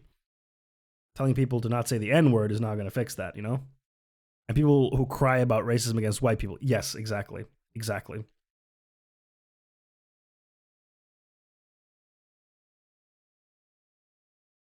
Yeah, it's so frustrating to always like, the real racism is against the white people. It's like, all right, dude, how about you sit down? Individual Islamophobia is the personal fear, rhetoric, and actions of a single person. An individual may not even consider themselves an Islamophobe while using Islamophobic language, sidestepping outright explicit hatred with rhetoric that diverts the conversation. An Islamophobe does not have to yell that they hate Muslims to be Islamophobic. Replace Islamophobe here with racist and racism. Exactly the same. Like, you don't need to be yelling the N-word with a hard R in order to be a racist. Although that is very racist, don't get me wrong, but there are other things that can make someone a racist. And those things can be very subconscious. Like, you might not realize you hold those values, for example. And you might not realize that, you're spouting those things. And coming to terms with that can also be very difficult, because we don't like to think of ourselves as bad people. No one likes to think of themselves like, well, I'm not racist, Then that's why people get offended when they're called racists or they're called out for racism. They get very offended because they're like, I'm not a racist, because it's a terrible thing. Did you see Ghosts of Sugarland? No, I did not. It sounds familiar, though. What is that about? It sounds very familiar. Contingency Re, hey, welcome. Pretty much all white people are racist. Yes, I would say all white people are racist to some degree. Yes. That doesn't mean you're a bad person. Don't understand. That doesn't mean that you're a bad person, especially if you're born up in the United States. You grew up in a white supremacist country. So getting out those things from your mind that you've learned, very difficult. Very, very difficult. Just right. How is everyone doing today? We're good. We're talking about Islamophobia in the United States. We're watching this video by Renegade Cut. They can instead substitute this more egregious statement by saying they are merely concerned about the dilution of Western culture. Mm-hmm. This allows for a crypto-Islamophobia and... How often have you heard that? Western culture, Western values. So often is that used. Such a common term. Even here in Europe, and that term specifically by fascists is a big thing for them. Whether someone is or isn't racist isn't even an important thing. Exactly, yeah. It's more of the amount of racist acts one does. Yes, I agree with you, Sniff, 100%. Because it's discussed often as a yes or no thing. Yeah, absolutely, yes. Ireland has definitely started to dabble in this talk. Hey, Lindsay. This talk, unfortunately, is becoming very popular all around Europe right now because there is a rise in right-wing nationalism all over Europe. Here in the Nordics, same thing. Incompatible with our culture, that kind of stuff. Western culture, Finnish culture, these types of vague terms. There are no racists, only racist acts. Yeah, I think that is a very useful way to look at it because, instead of essentializing people into being racist or not, you talk about the actions. I think it's more productive. Well, I'm a former Muslim. Anyone got any of them questions? No, I don't got any questions for you. If you're a former Muslim, you're a former Muslim. No. To paraphrase the one poet, dude, I don't know about no poets. And for this rhetoric to be accepted by society at large, thereby causing harm. Welcome to the cuties. Oh, look at this bastard. Welcome to the cuties. Tucker Carlson, is a vile human being. Honestly, a vile fascist. Just really disgusting. To Muslims, not in the margins of a far-right... He's played a big role in spreading Islamophobia in the United States. A huge role. Right anti-Islam rally, but in the mainstream instead. Systemic Islamophobia refers to how this concern interacts among people within a society and within the law. Individual Islamophobia draws from the broader systemic Islamophobia. A prejudice does not form in a vacuum. An Islamophobe does not become an Islamophobe without being influenced by a society that sold them this concept through social interaction, through media, through political rhetoric. Yeah, because no one is born a bigot. When, a child is not bigoted by nature. If you put children together of all ethnicities, all creeds, they'll play together. They don't care. Children don't care, what you look like, how you speak, what you what religion at your home. Children don't care about that stuff. They just want to play and they want to interact. But children learn from their society and from their parents and from other people about bigotry and racism and Islamophobia, etc. Although criticizing Islam is now an Islamophobic thing, I think it's a very difficult one. I think I'm not a huge fan of any organized religion, really, because of power structures and how it's abused. So I think Islam, as with any religion like Christianity or whatever, can be criticized and should be criticized. But the problem is that a lot of people who are just criticizing Islam are not doing that in good faith. They are actually trying to mask their Islamophobia behind, I'm just criticizing Islam. That's why it's such a difficult thing, because a lot of people hide behind that, I'm just concerned. Lindsay, in Ireland, a big one here is Gemma. Is it Gemma? Gemma? Oh, Doherty. She's horrible. She's racist, homophobic, sexist, transphobic. Ticks all the boxes. We have the exact same thing in Finland. We have the Finns party, which is a nationalist right-wing party, and they are homophobic, racist, transphobic, sexist. Same stuff. And Tucker Carlson has made a fat check by spreading Islamophobia, racism, Trumpism, and you name it. Yep, he works for Fox. And it's funny because Tucker Carlson, like, tries to portray himself as like, you know, I'm just like one of you people, and I'm just concerned. And it's like, dude, he's a multimillionaire. He's nothing like you. He's just a multimillionaire. Or through the law. Islamophobia is more complicated than a one-sentence definition in a dictionary, and more complex than mere individual prejudice. Furthermore, criticism of a tenet of Islam or an individual Muslim is not necessarily Islamophobic. It depends on the rhetoric and the goals of that rhetoric. The goal of actual Islamophobic rhetoric is to other Muslims as irreconcilable and unassimilable. On an individual level, yeah, so this is really important. Like, if you're criticizing, for example, this practice in, you know, the religion of Islam is, you know, unjust because XYZ, you know, that's like, okay, you're criticizing the religion itself, and, you know, that's fine. But if you're like, oh, you know, if you're like, oh, but, you know, Islam's bad because it's un-American, it's like, yeah, okay. Islamophobic rhetoric does not interrogate the merits of someone who happens to be Muslim, but interrogates the merits of someone because they are a Muslim. On a systemic level, Islamophobic rhetoric does not interrogate the merits of a tenet that happens to be of Islam, but because it is of Islam. Such rhetoric ignores how the same tenets or similar tenets can just as easily be found in other religions and other cultures.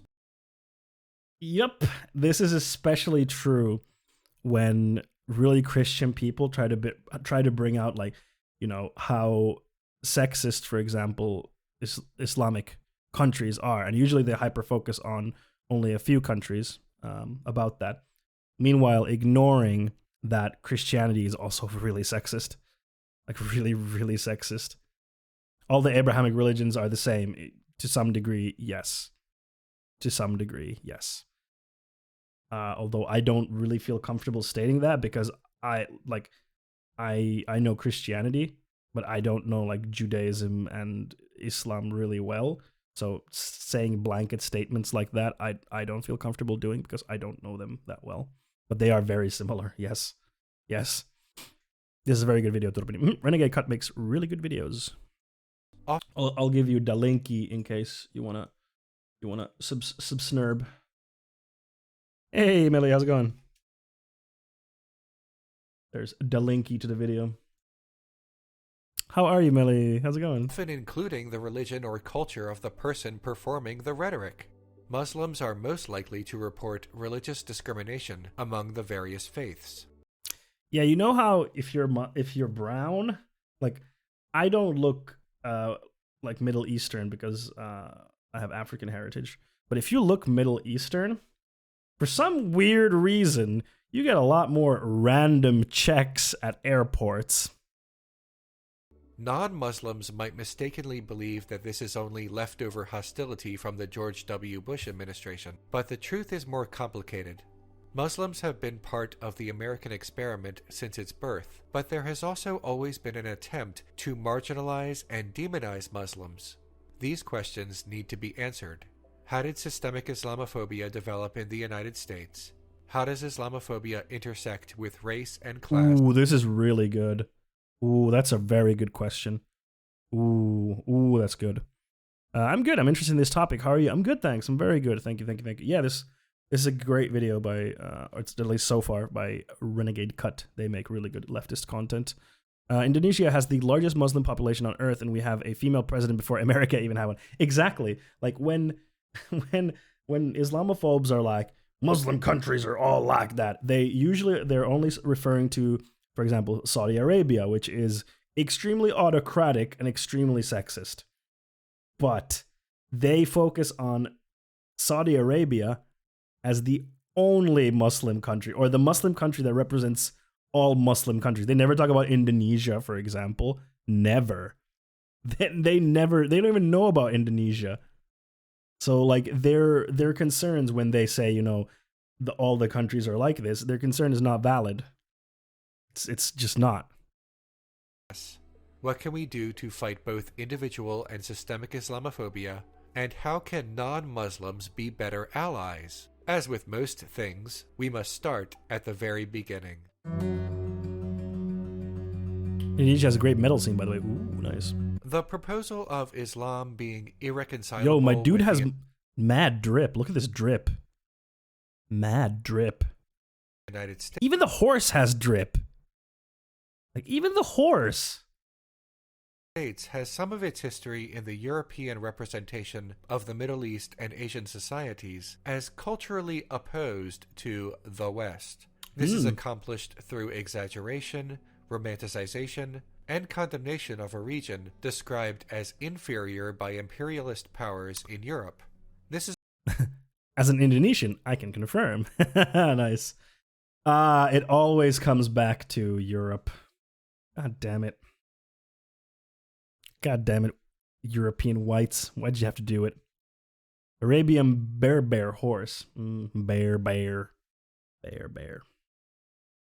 This is often called Orientalism. When the New World of the Americas was colonized by Europeans, the concept Americans of are just Orientalism jealous and that they have Western any drip, superiority came with them. The idea of Islam being irreconcilable with the United States ignores centuries of Muslim American history and whitewashes how Islam has. Where do you think numbers came from, motherfucker? Fucking numbers. So much stuff come from like the Muslim world that we're just like, it's just part of our lives now. No. They pray different times a day. That's weird, brother. I don't understand, brother. I don't get it. But every Sunday I go into a house and I pray to the dude up there, and that means I'm a good Christian. Has been purposefully hidden in the broader history of the nation. According to the author of A History of Islam in America, from the time Christopher Columbus crossed the Atlantic, West and North Africans served as involuntary servants to Europeans arriving in the Americas. Good old slavery. From the time Christopher Columbus crossed the Atlantic, West and North Africans served as involuntary servants to Europeans arriving in the Americas. Wop, wop. Yeah, and, you know, North Africa, of course, Ottoman Empire way back when. So that would imply, should they teach Arabic numbers in schools? What's next? What's next, brother? Next, you're going to tell me we can't celebrate Christmas? A lot of astronomy shit came from the Arabs. Yep. Like, a lot of things in, like, our modern culture is, like, from other cultures as well. It's weird how we're like, these are true European cultures that is pure and has nothing from the outside. And it's like, you're an idiot. Americas. The early history of Muslims in what would eventually be the United States is, tragically, a history of slavery. Islamophobes today, upon hearing this, see this as an opportunity to marginalize Muslim suffering, stating that powerful rulers in Africa and Middle Eastern history, some of whom were Muslims, also had slaves themselves. However, great comeback. Yes, we had slaves, but, you know, some Muslim rulers also had slaves. So, you know, hey Void, how's it going? So, you know, same thing. So, you know, everyone was bad back then. As should be obvious, this is an attempt to bind all Muslims to a kind of racial crime or cultural crime that condemns Muslim victims as well as perpetrators, with their only connection being Islam. An ugly and ignorant belief that a poor Muslim gets what he deserves due to the unrelated historical crimes of a rich Muslim he has never met. Seems like a logical leap to take there. I just recently learned that the southernmost outpost along the Wall of Hadrian in the UK was called literally the place of Arabs, since there were so many Middle Eastern traders. There were a lot of mixed people in the what became the UK eventually, due to the Roman Empire. Like, that's also a really ahistoric take when racists in the UK are like, it's always just been white people, and it's like, no, that's not true. That is super ahistoric. Like, 100% not historic. I forget what it was. Was it a game or something where they depicted a black person in like ancient UK? What is the UK now? And people got like really mad because like, this isn't historically accurate. And it's like, yes, it is. You just don't know history. People claim that medieval and pre-medieval Europe was basically closed off. Yep, 100% not true. Like, ancient Albion, exactly. But people like to think that Europe was always white. Europe has always been 100% white. And then all of a sudden in like, I don't know, like the 90s or whatever, some people of color started pouring in. And that's not how it is. This conflation is common among Islamophobes whenever a crime happens to be committed by a Muslim. By the time the first Africans were captured... It's really funny whenever a Muslim person does a crime, the racists will jump at the opportunity to paint every single Muslim person as the same. Like, they are the representative of the whole group. And if they are like that, the whole group must be like that. Whereas, you know, who does most of the crimes, for example, in Finland? It's not people of color. It's white people. But they will never go like, oh, this white person, you know, did a rape, therefore we should we should kick out all the white men. They never do that. Outgroup homogeneity effect, yes. Captured and deported to the Americas, Islam had already been well established in much of Africa. Although we cannot know exactly how many African slaves in the Americas were Muslims, studies have shown that approximately 46% of slaves in the antebellum South were captured from Africa's western region, which had a significant Muslim population. The concept of Orientalism created a limited understanding of Muslim identity, especially as it pertained to race. Muslim was synonymous with Arab or Middle Eastern. And that's also like a big problem still, that we just say Muslim and we mean Arab. And that's like, there are a lot of other Muslims in the world as well than just Arab people. And not all Arab people are Muslim. So using that term is also, like, those are not interchangeable. It shouldn't be used interchangeably. Religion was reworked by the imaginations of Europeans and early Americans as a racial identity. Slave had already been racialized as African. If African meant slave and Muslim meant Arab or Middle Eastern, then an African Muslim was both legally and culturally contradictory in early American history. Uh-oh, that's not good. This racialization of Islam, even though Islam is a religion and not a race, is why Muslims are nonetheless subject to racism. This racialized concept of Islam, combined with the purposeful obfuscation of the faith of slaves, erased the Muslim identity of many slaves. The initial faith of slaves was largely ignored, as that would humanize them. Slaves were not allowed to retain their identities. There's white Muslims in Bosnia, Albania, or the Tartars, as Sniff mentioned, in Finland, in Russia, or in what's the Muslim area in Russia? Anyway, there are Muslim areas in Russia as well. Yeah, Siberia is basically divided equally between Orthodox Christian Muslims and animists. Yeah, exactly. Like, painting all Muslims as Arab is inaccurate, and it is an act of racism, because you're trying to tie race to a religion, which doesn't make sense. Born children of African Muslims were taught Christianity, not Islam. This annihilation of culture marginalized the open practice of Islam in the United States for a long time.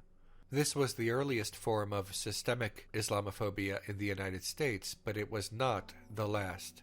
Article 1 of the United States Constitution granted Congress the power to establish a uniform rule of naturalization.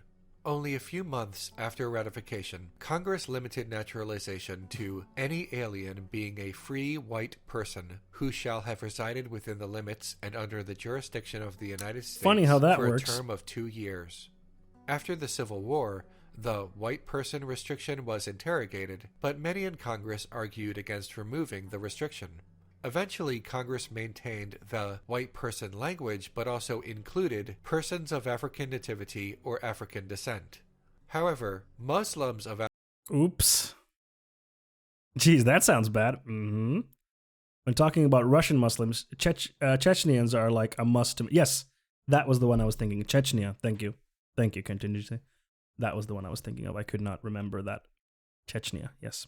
African descent drew greater scrutiny and were almost always rejected, and Muslims of Middle Eastern or Asian descent were banned from naturalization altogether. Whoops. According to the author of American But the founding fathers were perfect.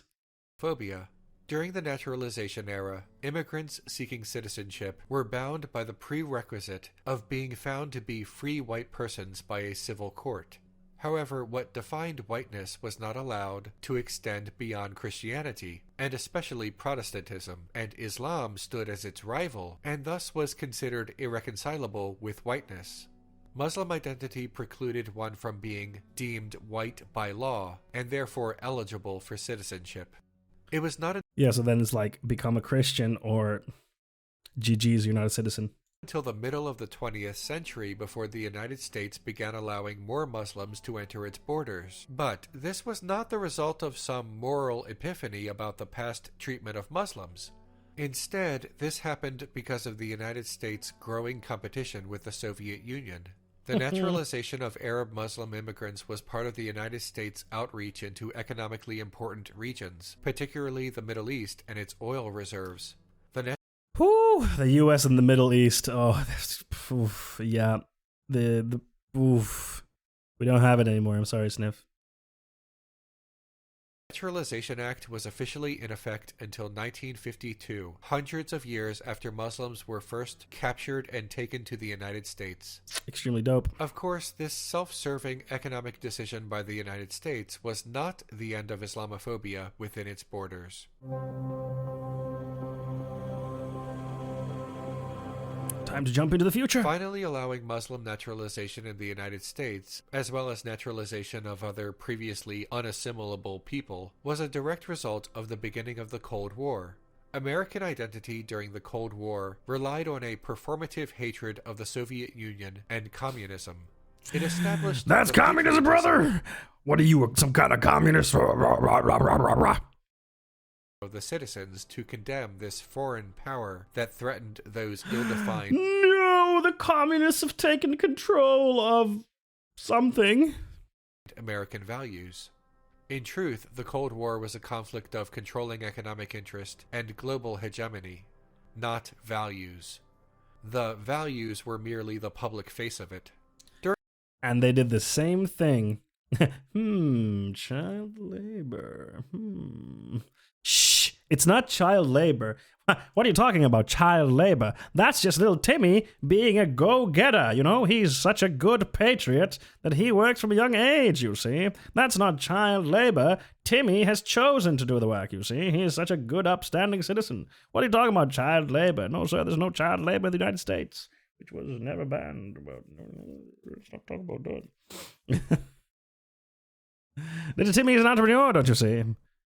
He started already young, built his empire from nothing, you see. And the name of that Timmy? Elon Musk. Exactly. I was going to say something, but I forgot. Oh well. During the Cold War, the United States and its allies staged coups in Middle Eastern... I was going to say, and then everyone clapped, and Obama was there. I was going to say that the pretense of, you know, American values or defending freedom or all these bullshit reasons, the U.S. has very much continued doing that in as a guise to do colonialism. In the, you know, for example, George W. Bush, who reportedly said that God told him to invade Iraq. I think it's time for me to change my Twitch name. Hey, Fernome, it's been a while. Welcome back. Modern Islamophobia could be a Call of Duty title. No, it couldn't, because it would be defending freedom. It would be defending freedom. What are you talking about? Nations to prop up. By the way, I need to do a segment about, you know, Call of Duty and how its ties to the military-industrial complex. I need to do some work on that. Leaders that were more friendly to U.S. economic interests, such as in Syria. Hey, contingency. I think you mean you sold medicinal herbs. Egypt, and most famously, Look Iran. at this love. These regime changes. Thank you, Sniff, for the gift sub to Phenome. Thank you so much. Thank you for your support. Were done in secret by intelligence agencies, but following the Cold War, the United States was free to be more openly and publicly aggressive.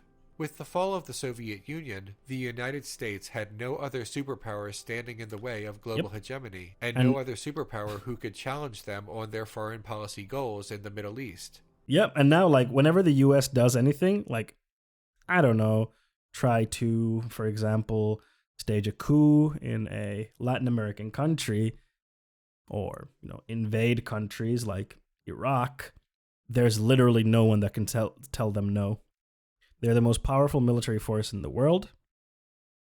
They have so many business ties with the rest of the world, especially Europe, that Europe can't be like, you need to stop this, because what is Europe going to do? Sanction them? No. Europe can't do anything against the United States. And if they try to if you try to take them to, you know, trial in The Hague, for example, try to take their soldiers to answer for their war crimes, the U.S. has a bill that specifically says that we will invade The Hague if you try to try our soldiers for crimes. So there's literally nothing anyone can do except China. That China is growing now as like a economic power, challenging the U.S. China, of course, not the best either. Don't get me wrong. I'm not being like, woo, China, yay, China good. That's not my point. My point is the U.S. doesn't have a challenger right now, so they can do whatever the fuck they want because no one will challenge them. Yeah, the U.S. even had their hand in the 1965 coup in Indonesia. Not surprised. Sad, but not surprised. The under-the-counter pharmaceutic entrepreneurs. Truly the backbone of society. My favorite folk. Sincerely. No one tell U.S. no or where to go or say we're only dreaming. Yeah. Fondue confirmed as crappy tanky. Yep, I'm a dengist. I love China. Can't get enough. Just love China. Uyghurs, Muslims being genocided? No, definitely not. No, of course. I'm being extremely sarcastic. No, there is a genocide happening in China. I do not like the government of China. That's an Aladdin line? Which one? Oh, that one. The United States now had a new antagonist, one that its people had already been told for centuries was antithetical to American values and unassimilable into American culture. That assured very little pushback from the public. Naturally, the people of these nations objected to being controlled by the West. It's not pretty cool when like a foreign power is like, okay, we're going to come to your country and we're going to destabilize the fuck out of your country. Maybe you're like, please leave. And, you know, the U.S. is still in the Middle East, like 20 years. And the U.S. is still in the Middle East, hasn't left. And the people there are like, please, get the fuck out of our country. Or countries, I guess. Please leave. Please, get the fuck out. And they won't. China ain't even communist. The party lives, but the ideology dies. Absolutely, 100% agree. China is not communist. We have never had a communist state in modern history because communist is a moneyless, stateless, classless society. We have not had that yet in modern history. Hasn't existed. China is just state capitalism, baby. My favorite description of social democracy without the democracy. Americans simply under the mistaken impression that any hostility between the United States and the Middle East is because Muslims hate our freedom. They easily accepted incidents like that is like such and then like people are like, that's right, brother, they hate our freedom, they hate our freedom, they hate because we're good. It's just like, okay, Marx was pro money still. I mean, yeah, depends from who you ask. Yeah, but I mean, at least we can agree on like a classless society. Like even if we don't agree on the moneyless part and the stateless part, because some people like we can disagree on those parts. But classless is a pretty big point of communism, right? The end goal should be there are no more classes. So school's over. Gotcha. But yeah, that's like a core tenet. Like classless society. Hasn't happened in modern history. Hasn't happened. Like, point to me a fucking society in modern history. No, that didn't work. Sorry for no. No. I will claim that independent Soviets during the Russian Civil War were communist. Yeah, but that was like, I guess that wouldn't be like a society level thing. That would just be like a small group, right? Because you can point to like smaller groups that have been communist, but not like societies that have been communist. Iran hostage crisis as apolitical and the result of a clash of civilizations. According to what are you talking about? There's no politics in invading a country and bombing them to the next dimension. There's nothing political about it, you see. Depends on the society or definition of society. I guess, yeah. I'm not defending U.S. occupations, but going to war is a lot easier than coming out. Oh, for sure, 100%. You can't just bomb the places, replace local governments, and just fuck off. True. Of course, the U.S. has started many of its campaigns without any proper exit strategies. It's almost like there's a certain industry that highly benefits ongoing wars, or it benefits from having ongoing wars that is monetarily very, very lucrative. Almost like there's some kind of complex, if you will. Certain industry, you will.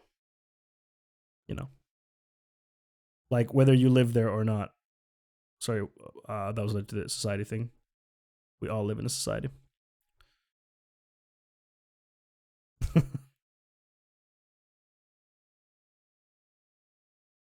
Complex. Yep, come. The author of Islamophobia and Racism in America.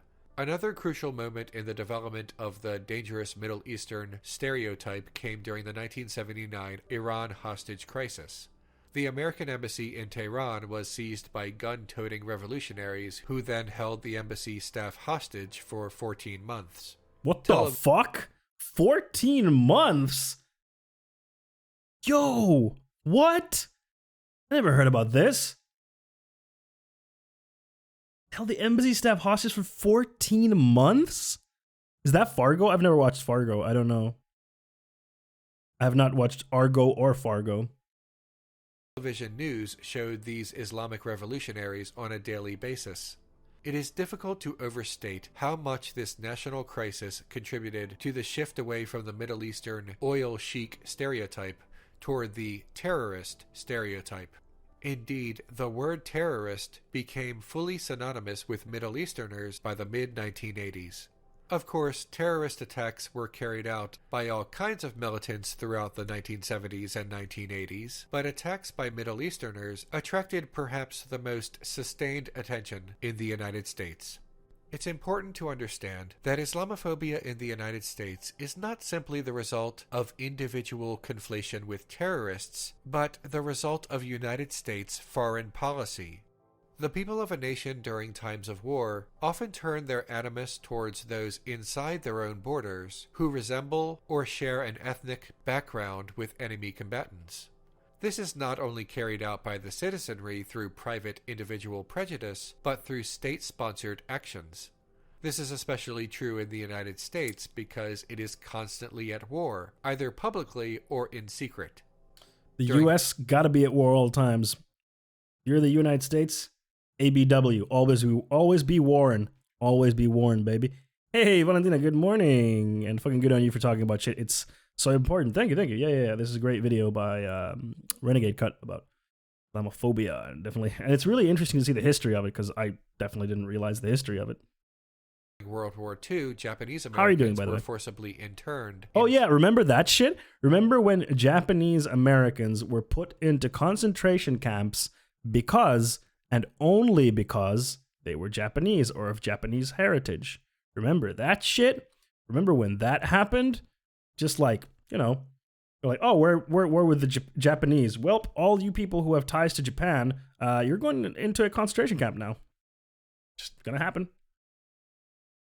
We have people alive still who were there, like George Takei, for example.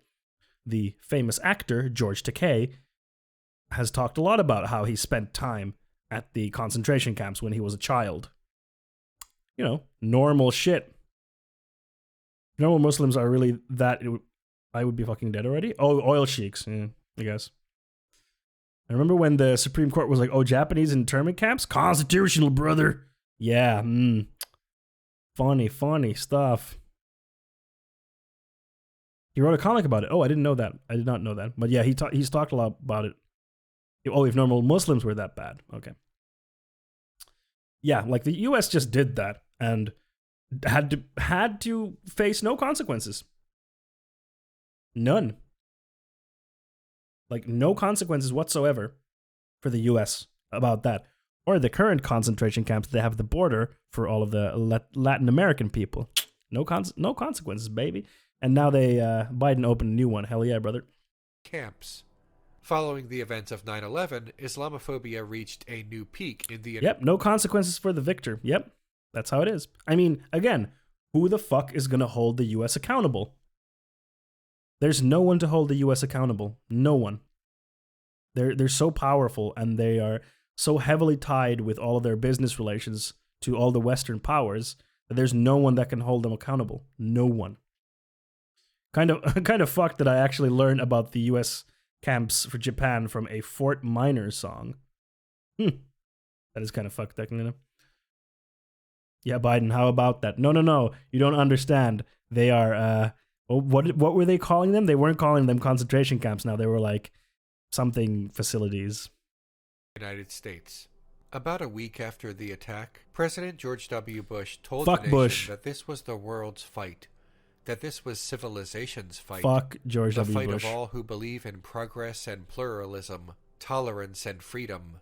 He told us that the civilized world is rallying to America's side, and that we were in a fight for our principles. Once again, the state tied the conflict as one of principles, of values, not... To quote someone in a discussion about the border camps, holding children in cages is not optimal, but it's like, no, but you stop there. I understand that the reality is that you have children there and you've sent their parents away. I understand that the situation is shitty to begin with. And, you know, the foster care system is shit. You know, it sucks. But the solution is not like, oh, well, we'll just leave them in the cages. That's not the solution. Yeah, the fact that people are trying to redeem Bush is fucking disgusting. They're like, well, he wasn't as bad as Trump. It's like, no. Do not try to redeem Bush. Bush was a fucking horrible president. And, like, still a lot of the stuff, like the Patriot Act, was done under him. And ICE? Wait, was ICE during Obama or during Bush? I forget. Which one was it? ICE is Obama. Okay. At least he had decorum when he killed civilians. Like, who cares? Again, this is especially a problem with libs, that they focus so much on the aesthetics. Like, you know, at least Bush had decorum. Who cares? Literally doesn't matter. Did he say please and God bless you? Oh, it was Bush. There we go. Oh no, it was the concentration camps at the border. That was Trump. That was Obama. Sorry. At least he said God bless you before he stabbed me. Yeah, cool. Really cool. Like, it doesn't matter if they say God bless you before they shoot your entire family. Like, who cares? That doesn't matter. You're focusing on aesthetics. You have to focus on the actual material harm caused by their actions. I mean, there has been a good U.S. president, yeah, and he got shot. He got assassinated. Indonesians love Obama for no other fucking reason that he lived here for a few years. That's like peak lib. That's peak lib shit. Amen and a women. I can't believe that was a thing that we saw. Holy shit, that was so dumb. That was so dumb. Like, I saw that, I was like, what? Did he say that? If there's any defense for Bush, it was that he was effectively Dick Cheney's puppet, which is not a defense. Yeah, it's not a defense in any way. It's not a defense. Of politics or foreign policy. There's Mitch McConnell, fucking ghoul. The absolute ghoul, Mitch McConnell. Oof. God, the U.S. politics is just packed with ghouls. Not explicitly stated, the message received by much of the American public. Lincoln was pretty shitty towards the Native Americans, though. Fairly shitty. Oh God, that smile. Still bad. Motherfucker looks like he sniffs hair.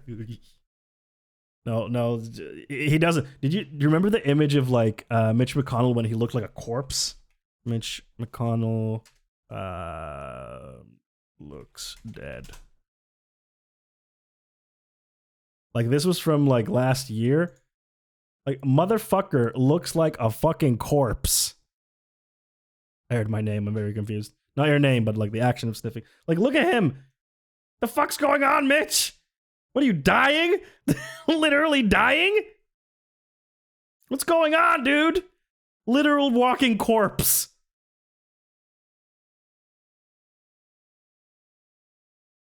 Was that the United States was now at war with the Muslim world, and that any Muslims living in the U.S. would have to prove their... There were some even worse?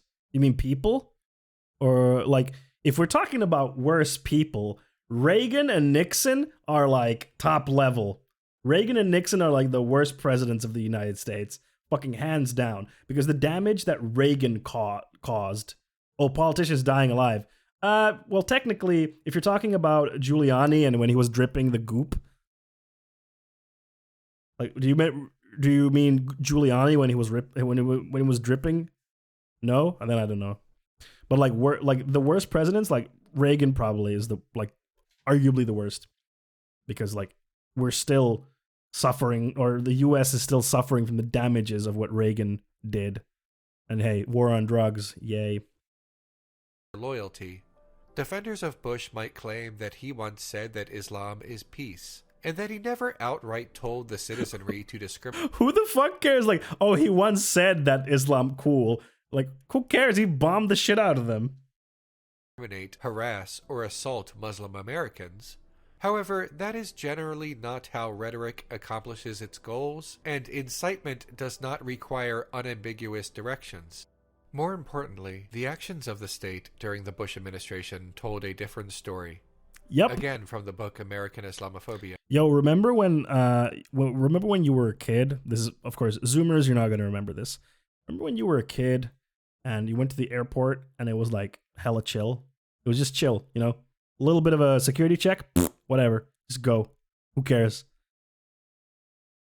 It's not like that now, is it? It's because of these motherfuckers. Just listen through DMT studies. Dang, war on drugs. Yeah, war on drugs. No good. Speaking of politicians dying, the last U.S. senator to die on duty died of a heart attack while fucking his sister.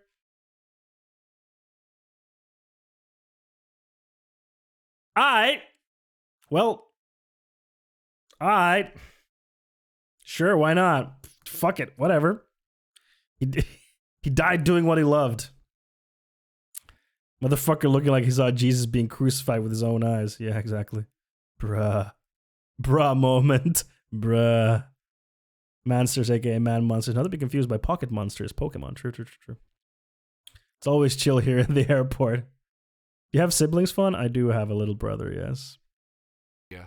This war is dramatically distinct from its predecessors, and unlike conventional wars in general, its target is not a nation-state or empire, but rather the vague and amorphous concept of terrorism, conflated with Islam and the billions of its believers presumed to be sympathetic to or in cahoots with terror. Cahoots? The state has linked Muslims, whether immigrants or citizens, living in the United States or abroad, to the I didn't know that. You've known me for 10 years. That's really funny. Suspicion of terrorism, and it has formally enacted a two-front war. The foreign war, and the surveillance, policing, and cultural wars deployed within the country. Gotta love it. In addition to the highest now rise that's in freedom. Going to other countries, bombing the shit out of them, and then instilling a surveillance state at home. Now that's freedom, baby. I might have been just bad to say that I have a little brother, but... hate crimes in the history of the nation, post 9/11 politics targeted Muslim Americans on a systemic level, NSEERS, or National Security Entry and Exit Registration System, was a predominantly Muslim immigrant registry that existed for 14 years throughout the Bush and Obama administrations. 24 of the 25 countries of interest listed in the NSEERS legislation were Muslim-majority nations. Funny how that works. CVE, or Countering Violent Extremism, is a Department of Homeland Security task force that spies on mosques and that was the Department of Homeland Security. Wasn't that born under Bush? Wasn't it? I have big only child aura. I do. Oh, damn. Well, it's not true. You learned it here first. But didn't Bush set up Department of Homeland Security? I think so, but I will fact check. Thank you, Valentina. Communities in the United States recruits Muslims hoping to alleviate their own suspicion by spying on their neighbors, and generally violates the civil rights of Muslim Americans on a regular basis. CVE programs are built on the foundation of two... That's really, that's what freedom is all about. Setting up programs so you can have minorities spy on each other. Freedom. It's goddamn freedom. Yeah, Bush established it in 2002. Yep. I wish Bravo was here so he could tell if he knew. You have to ask him on Discord. Two lies. First, that there is some easily understood process of terrorist radicalization, and second, that many Muslims are simply terrorists in waiting, and that if exposed to subject matter or people that CVE programs find offensive, they will be sure to bomb and otherwise terrorize non-Muslim Americans, as if it were their destiny. Not only is this ignorant on its face, but 2 decades of empirical research... Terrorists in waiting, brother. If we don't do something, they're going to turn terrorists when they turn 18. That's just how biology works, brother. Strike first. Yeah, it's kind of funny since I worked in Indonesian equivalent of Homeland Security and CIA. Yo, what the fuck? Contingency, what the fuck? It's fucking wild. Holy shit. Has disproved it all. Oh no, what? Number of terrorist attacks and plots by perpetrator orientation, January to August 2020. Other is like, hold on, I need to get rid of that. Other, like 4, I guess. Salafi jihadist, 4. Violent far left, like, I guess that's like a 12. I don't know what that says. It's really hard to read, so I don't know what that says, but it's really big. It probably says like other Muslims. I'm pretty sure that says other Muslims. And it's pretty big, so, you know. I work in the BIN. I have no idea what that is. But yeah, obviously, like, the main source, it's double Muslim.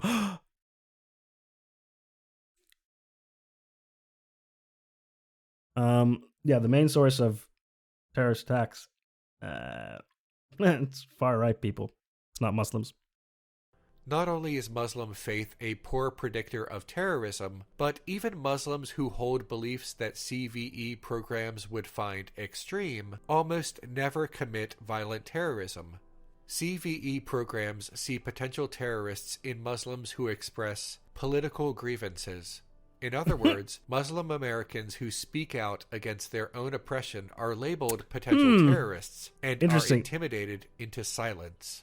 CVE programs drive a wedge in these communities between those who reluctantly cooperate with the state in their own oppression and those who refuse to cooperate altogether. No, and since freedom. Much of what CVE informants are told is mere political grievances and not actual terrorist plots, the wedge being driven is not helpful to their communities and is not offset by any significant gains or any significant number of uncovered plots.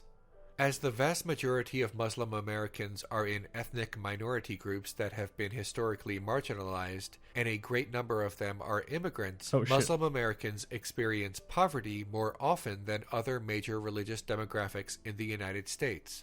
This decreases their resources when it comes to mounting a legal defense against disproportionate targeting and unfair treatment by the state. While the Patriot Act and the War on Terror were the signature Islamophobic programs of the Bush administration, CVE is the signature Islamophobic program of the Obama administration. It's Obama! Obama! Administration. None of this ended after Bush. It only got worse over time. The signature Islamophobic... This is why Obama sucks. This is why... Oh my god. There's a frog. Thanks, Obama.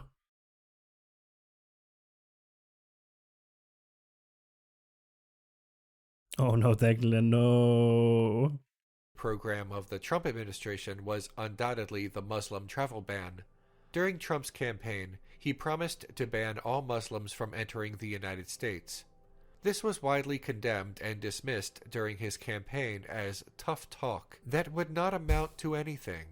1 week after except it did. His inauguration, Trump signed an executive order banning entry into the United States from 7 Muslim-majority countries. Isn't it cool how the president can just do that? The president can just say, oh, these people are not allowed here anymore. It's just a meme. Why'd you get so mad? Oh my god, that's a frog. It's a good quote. For Trump, claimed that he had not banned Muslims, but merely any foreign national from Muslim-majority countries. He didn't ban Muslims. He just banned these countries that are majority Muslim. So it's not the same, you see. It's totally different. I hope you guys don't think less of me when I say I work in Indonesian equivalent of CIA. Well, I don't know what what do you do there? I don't know. Depends. Like, if you're like, yeah, I bust heads, and I'm like, that's not cool. I'm not okay with this. But if it's like, I don't know, just if you're cooing in the South America CIA style, yeah, then I'm gonna say, not cool, dude. Please don't work there. We don't do shit here. Then it's fuck it. Then whatever. However, his previous statement that his goal was to ban Muslims made his intentions unambiguous. There is no intellectually honest way to defend the Muslim travel ban as somehow being neutral or not targeting Muslims. The consequences of a policy provide far more insight into the intentions of the policy than the wording of said policy. More importantly, the consequences of a policy are materially non-political travel ban, just for fun. Than the intentions of the policy anyway.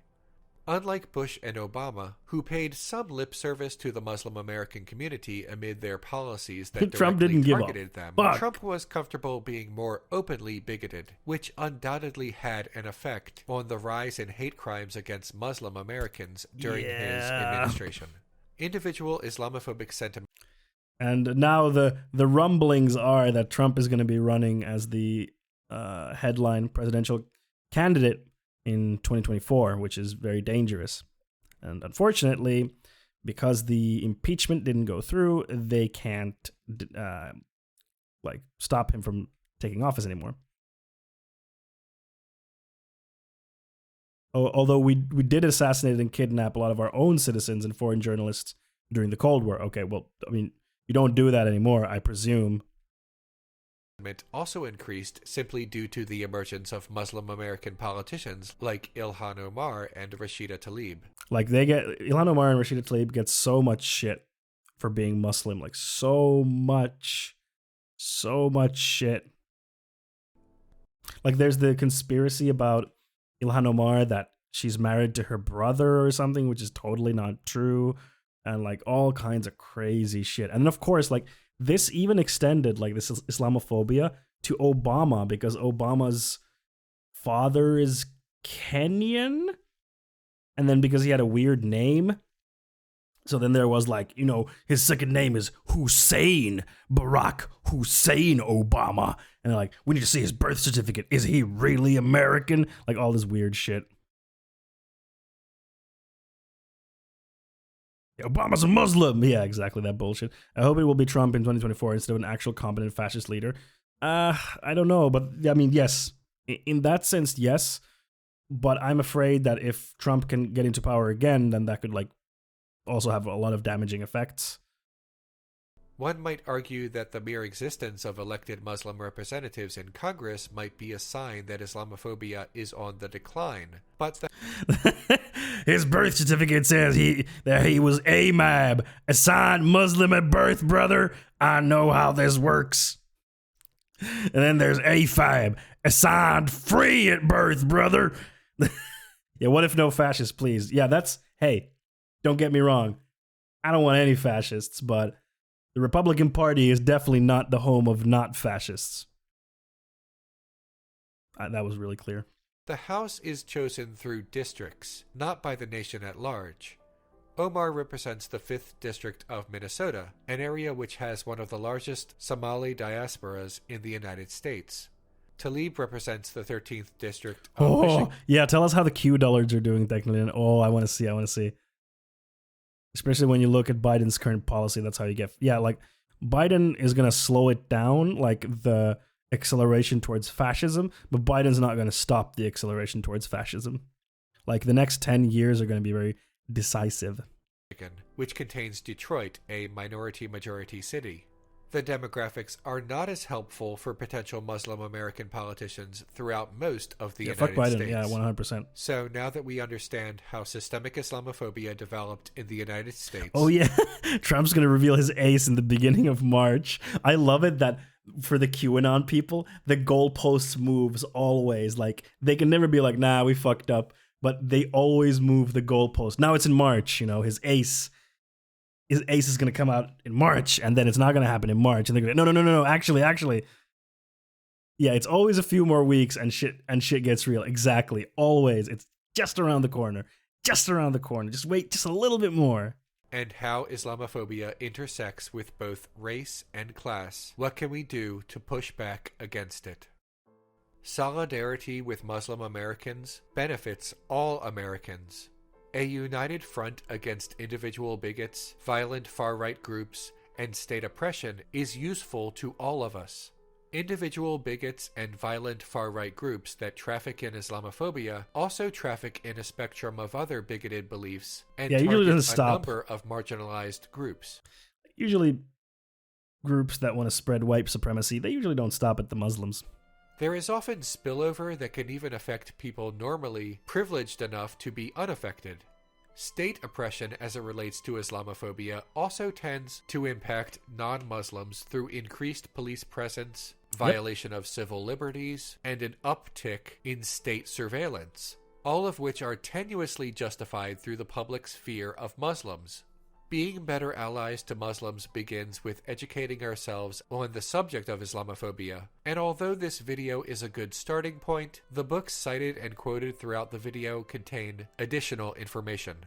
There are also a number of organizations that work to track hate groups and defend marginalized people, like the American Civil Liberties Union, the Southern Poverty Law Center, and the NAACP. Joining or contributing to them helps further their causes. When conservative politicians introduce pointless and... God damn it. Conservative politicians look like such cartoon characters. Like, look at this dude. He's such a cartoon character. I got my gun. It's like Lauren Boebert. It's like just a joke. I work in the D5 sector, which is the tech branch, so I don't know shit about what happened in the D2 sector, which is the home affairs sector. Yeah, fair enough. Anti-Sharia law legislation. Anti-Sharia law! As well as use this against these politicians when they're up for re-election. When we see Islamophobic hate speech on social media, we can report it and or confront it. All these resources and more can be found in the description. Solidarity... That's literally the rich Texan from Simpsons. Yes, it's literally him. Anti-Sharingan law. They're trying to outlaw the Uchiha. They can't do that. We've been the police of Konoha for centuries, brother. You can't ban the Uchiha. In a sense, means being better neighbors to one another. And remember, Muslim Americans are our neighbors. That's a good video. Well done, Renegade Cut. That was a good video. It's a good video. Them Sharingan are bad. No, that's the libs. The libs are trying to stop the Sharingan. But you know what time it is, folks? Time to play some video games. I got a key for the video games, so we're gonna be playing video game. We play Foregone, baby. What are we gonna? I need a good title. I need a good title, chat.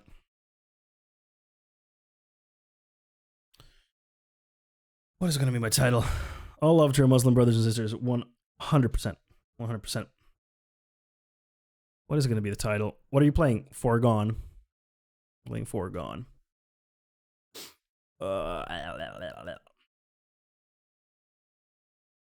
Left. Right. Take away our Shringan. Foregone? I barely know fun. Hey, how you doing? Yeah, we're gonna play a Foregone, which is made by a studio. Name? No, wait, no, I need to do the thing before the. Aha, did it? Nailed it. I nailed it.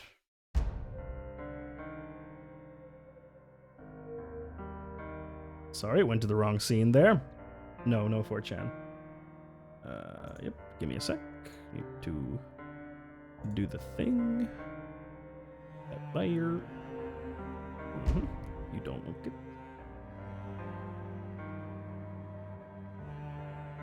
Let's see if this works. Come on. Nope. Alright. Give me a sec. Full screen. Okay, yes. Jesus, these sounds. Let's turn down the master volume a little bit. It's a bit too loud. Oh, hey, now it's there. We see. Yeah, baby. Got my controller. So yeah, I got a code for this game from the developers, or I got it through a site where they do like campaigns for this type of stuff. So yeah, thanks. Is this beta to 3? Haha, no it's not, baby. Normal, the game was intended, the game as we intended to play.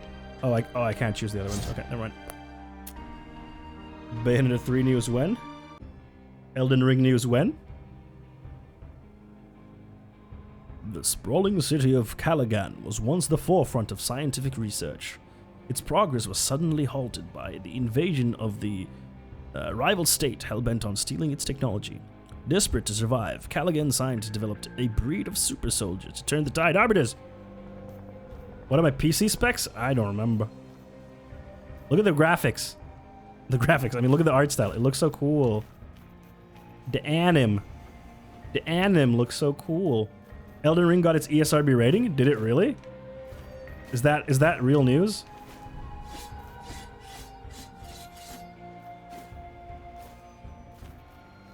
This game tells the story of someone. I'm sorry. This game tells the story of someone who has a circumcision and wakes up like poor God. Yes, not kidding. Holy shit. That means they're fairly close to releasing it. Are you sure it was it? Oh, hey, hello. So good. Are you sure it was for like the full game, not like a demo or a trailer or something? Can't be a hardcore gamer playing in hard mode. See how us gamers are being discriminated? Yeah, truly. I remember when this forest was full of life. Now it's just twisted, like everything else. Let me turn up the volume a little bit.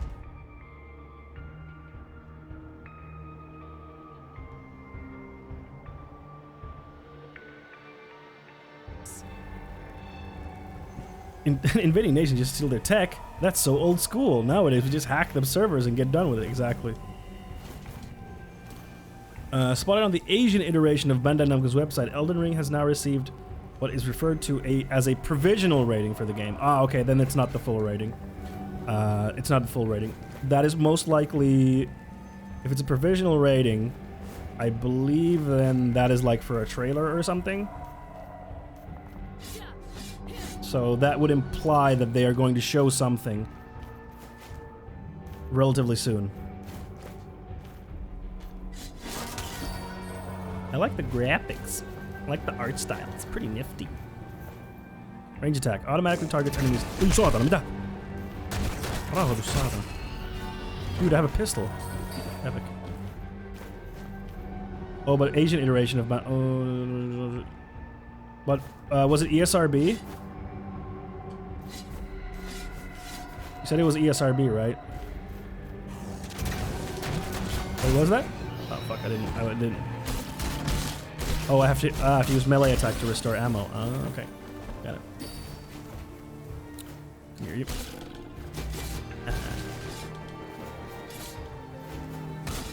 Here. Hack. Pistol and katana. It is the best combo. But yeah, I would guess that means since it's a provisional thing.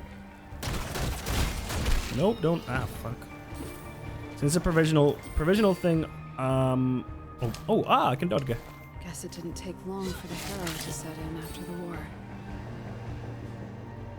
Australia just banned Google? What?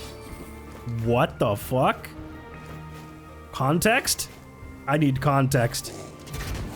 I heard they had some shenanigans. Oh.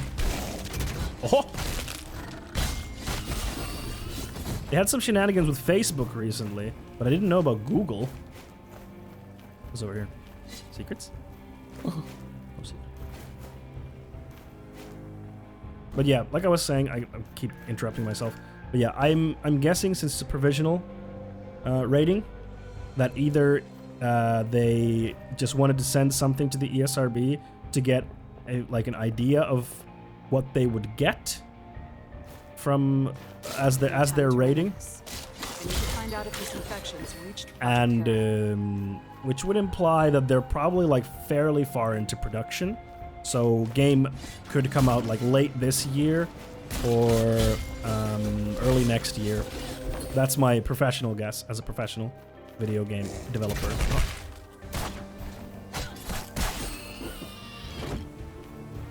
Last time I heard Google was threatening to block Australia. Why? What the fuck is going on in Australia? Uh-oh.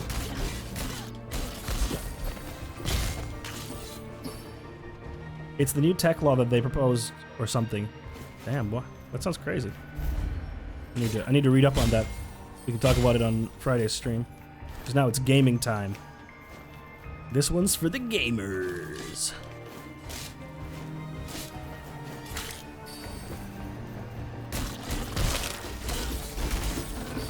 Yeah, what up? What's this? Oh. No, don't shoot me. Dude actually shot me. Like, legitimately shot me. Rude. Dude is rude. Dude rude. Rude dude.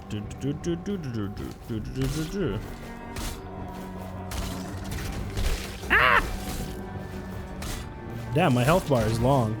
I bet I'm gonna lose all my powers though. They're gonna do an old switcheroo with the powers. They're gonna do the old Metroid switcheroo where like you have all the powers and then something happened. Yeah. No. Uh-oh. Something stay dead. Change That's of a big plans, one. I suppose. I guess. Ooh, a sword. What's that? A falchion. I'll take that. Is it better than my current one? Apparently, Australia has been working on a new law that would force companies like Google and Facebook to pay for displaying new content. What do you mean pay to display new content? What does that mean? Can you fall off map? Not sure. Wait, so this falchion has more DPS, same power. Oh, obviously, I'm taking that. Ooh, it has different animation.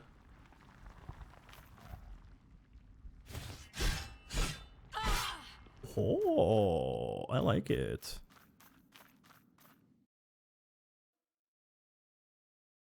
Oh, news content. Sorry, I misread that. Streamer moment. Listen, I have to read while I play, and on top of that, Going back to the temple. and on top of that, I have dyslexia, so I am very prone to misreading things. Also, Mito, those frog emotes are really cute. Whose are they? That looks cool. I like the art style. It's really cool.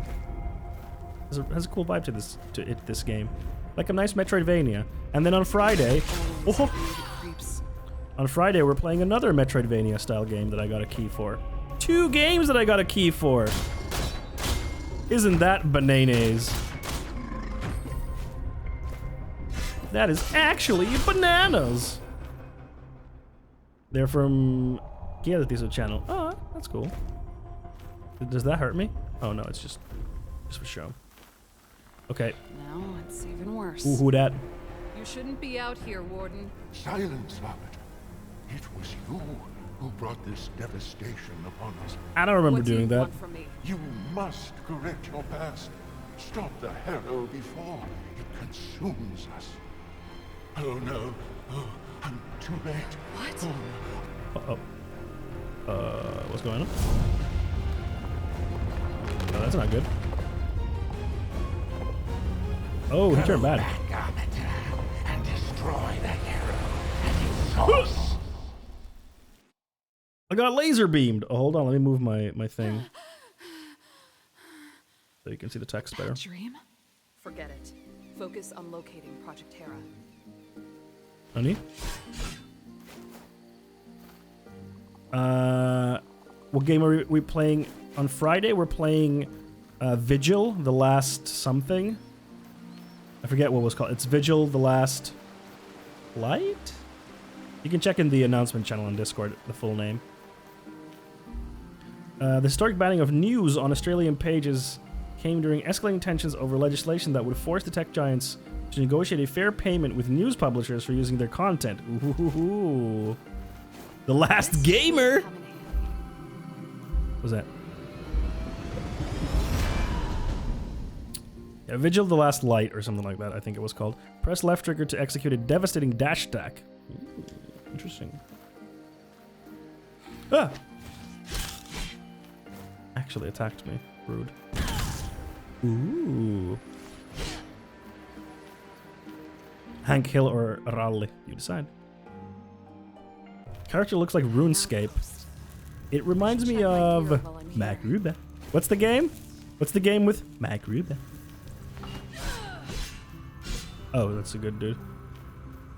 The temples may lie abandoned, but magic will never die. Pray to the gods and your skills shall reach unimaginable heights. The gods' magic will guide you. Aha, okay, skill tree. How much money? Oh, I can do increase health, increase critical strike damage. Yeah, we're gonna do that. Yeah. Okay, it's rally time, so let's go then. Magruba. Maikarupa. It's what's the name of the game where the guy says Maikarupa? What's the name? Turpini, you know what? You know it's like another world? Out of this world. That's the one. Okay, can't teleport. Interact. We could certainly use your help, Arbiter. Seems the enemy has disabled our comms. I'm having trouble contacting the teams on the front line.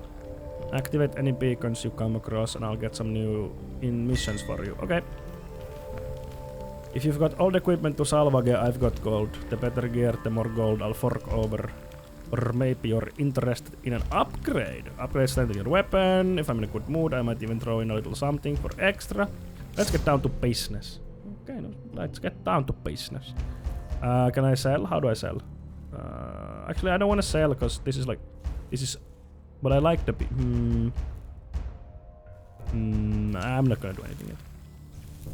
Yeah, Out of This World looks kind of similar to this game, like visually kind of similar. And then there's a dude who says, Maikarupa. This fortress is total. Looks like Project Hera's been busy.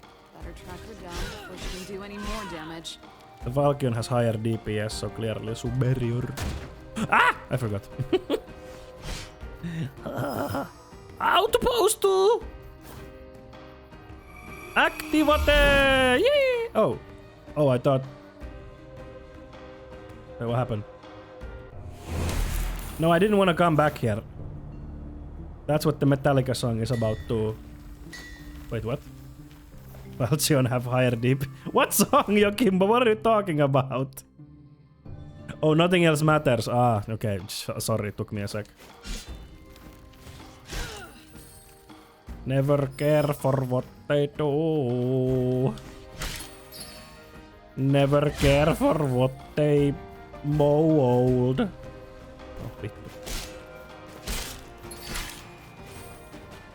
what do you call a handgun that shoots vegetables out? Pesto. Nice. Very good. Very good joke. Premium joke. Good one, good one.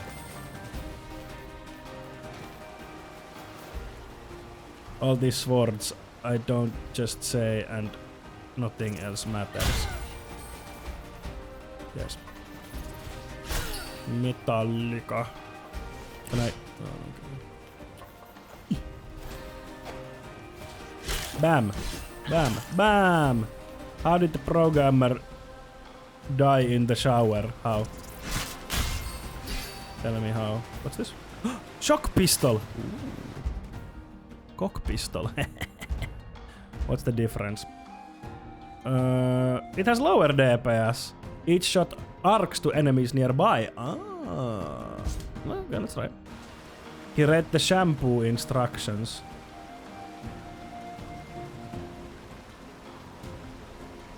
I don't get it. Ah, crap. Yeah.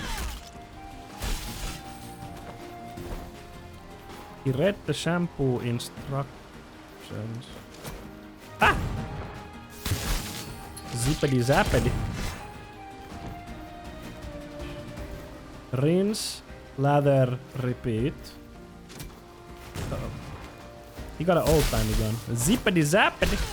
I'm gonna fuck you up. Oops. Eh. Okay. No exit in the loop. But why did he get a... Oh, he died in the shower. I don't know why. I don't know why I thought... For some reason, I was thinking like... He got Oh, hey, oh, what's this? Spear. For some reason, I thought that he got like an electric shock. I don't know why. Like, I don't know why I thought that. That doesn't make any sense. That, like, nothing said that there would be electric shock. Okay, let's try Spear. You know what? It's really confusing, Sniff. But the DPS number, the lower it is, the faster it is. Because this is 31 and this is 17 and it's really fast. Ah! That combo. Dude, stop. No. Wait. Doinks per second. Yep.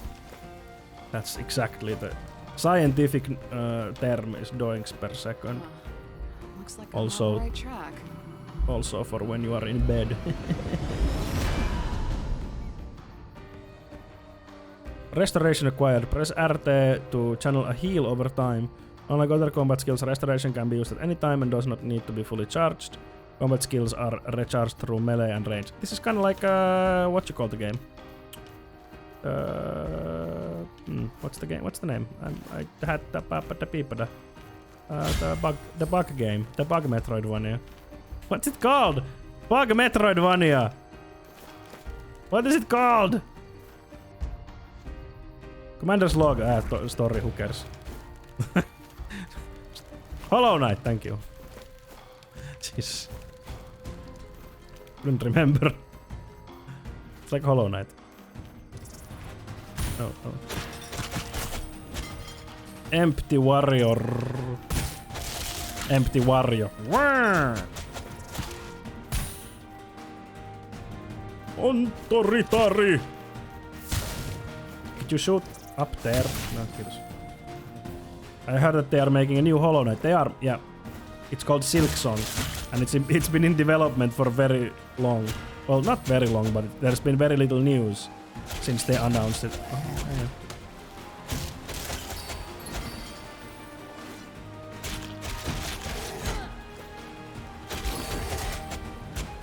New gun. Silk dong. I want a silk dong. All the ladies would love my silk dong. Okay, this is more powerful, but is slower. Yeah, okay. Secrets. Sword. Is spear. And this is more oh, longbow. Oh. But yeah, Silk Song news when? Elden Ring news when? Huh. It's worse, right? I'll give it a try. You know, we'll see. This is a little bit better, but it doesn't have explosive charge damage. What does that mean? All these words, I don't know what they mean. Silksong comes out when it comes out, and I accept it. Yeah, me too. I mean, I would rather it come out, you know, Donetsk. Like, I would... Oh! Epic.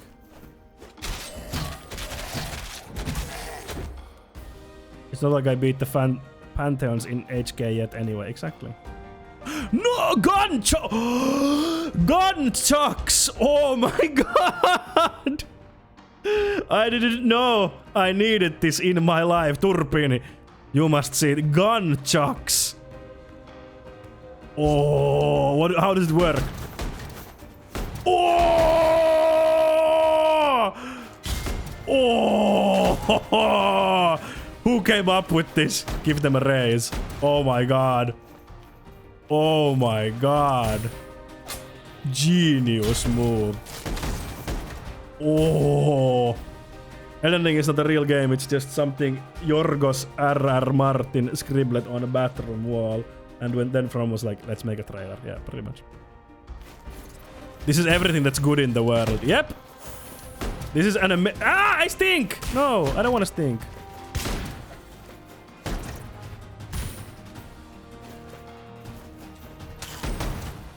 Bam. That's pretty cool, but there are no frozen sardines. What? Another thing is what George called his asshole. Yeah, joke. Beacon activated. Speak to the dispatcher to gain access to the mission. Oh, okay. I didn't understand that reference. Sorry. Okay, well, I guess we can go back. Yakuza. Ah, okay. I haven't played Yakuza yet.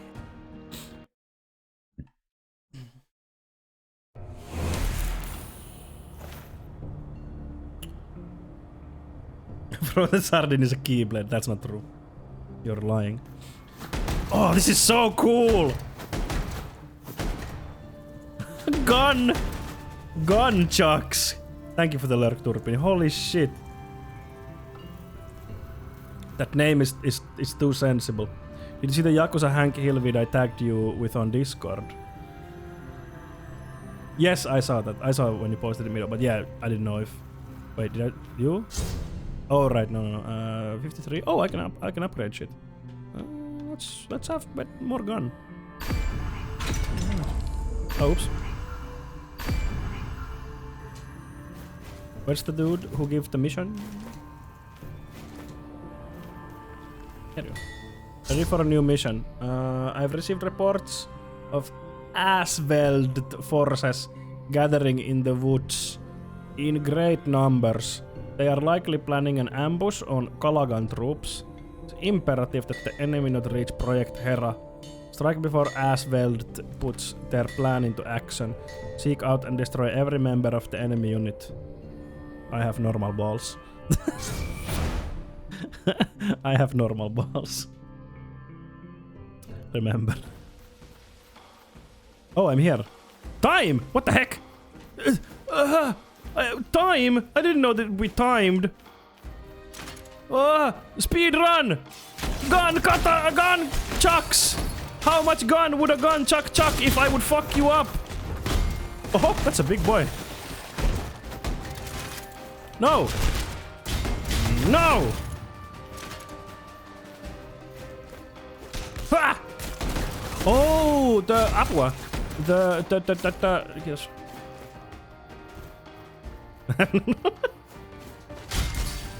Oh, that pierces enemies. Älä! Fuck off. Woo! Hey.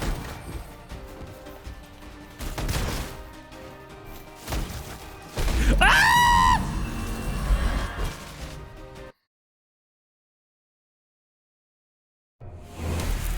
Is this a Sonic game? Yes. Clapped. It was too difficult. I didn't. Okay. It's okay. It's okay. Everything is okay. Did the Dead Cells team make this? No, I don't think so. I think it's a different studio. What?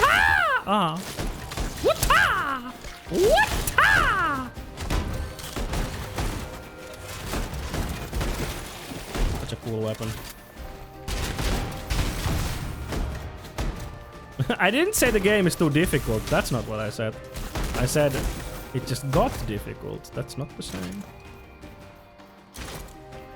No. Oops. Man, son.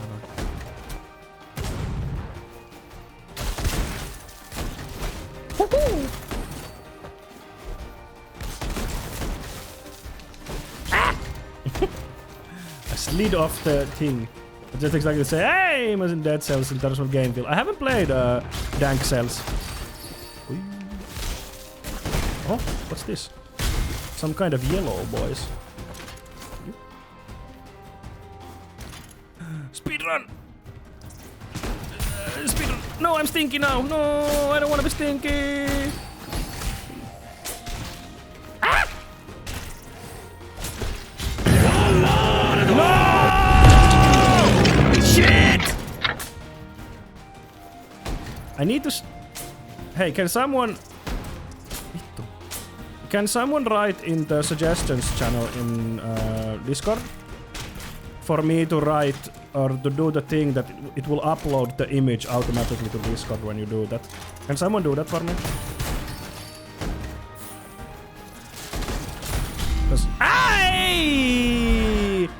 I forget that I can heal. I forget. Dax has a streamer mode, that's pretty fun, wink wink. Ooh. Maybe one day. On it, thanks Mido, because it's not that much work. It's pretty easy to do. So I just need to do it.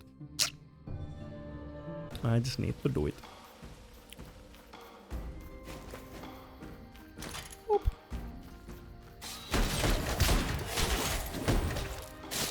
Stop! No more children! Wait, don't take that out of context. Gotta go, have a nice day. Have a nice day, contingency. Nice to see you here.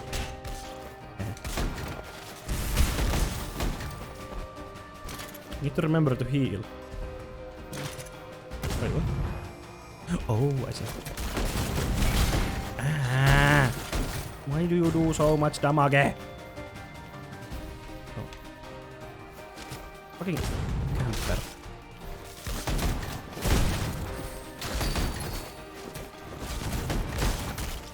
Ah! Aha.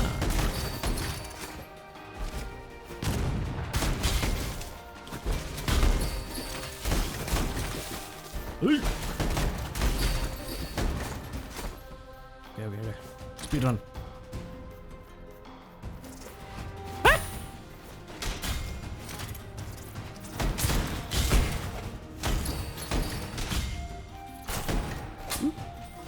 Oops.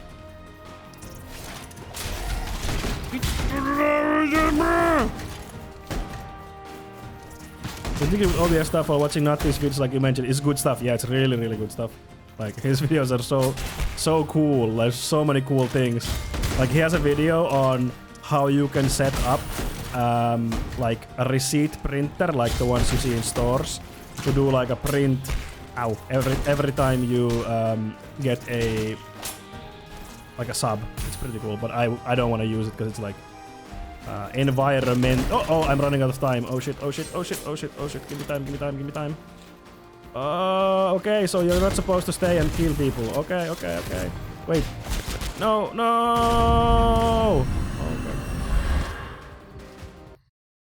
Okay. So what's the point? I thought I was supposed to kill people. Did I not understand something, or...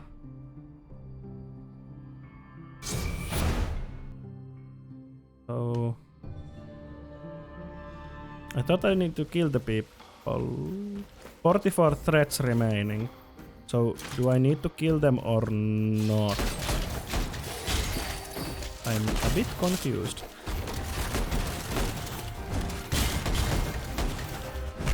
Ow!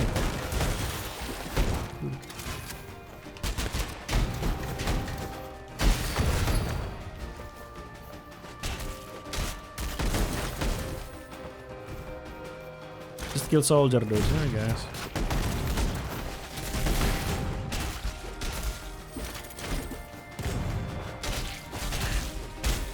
Damn. You are dead.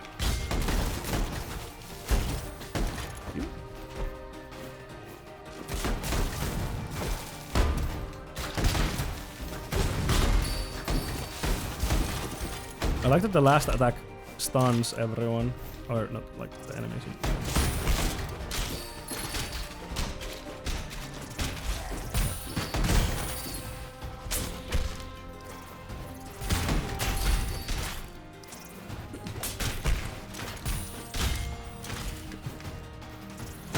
What the? Oh, it wasn't the stream that was broken. Sorry. I misunderstood.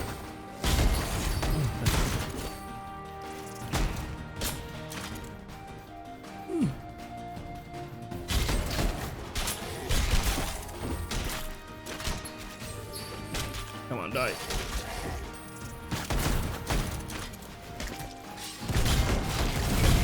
Nope.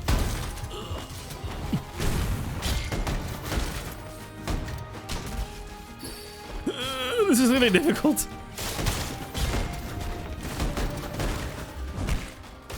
Come on.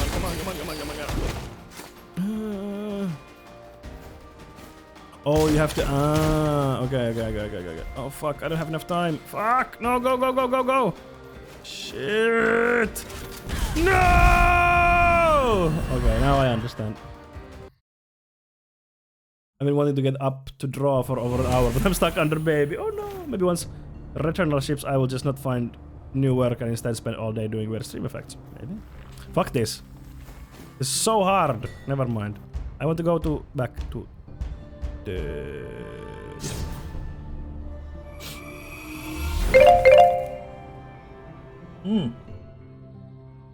There we go.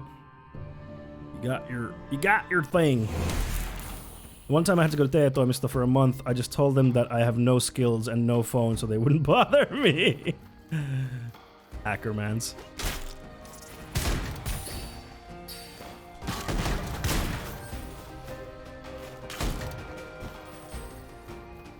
I didn't really know what video games are, so I just had to go for 10 years. Usually they just call and say, yeah, I'm looking for work, bye. That's how you hack. That's biohacking, kids. That's how you do biohacking.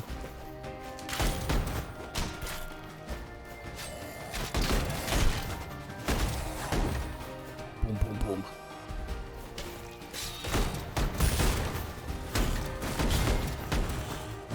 Hey!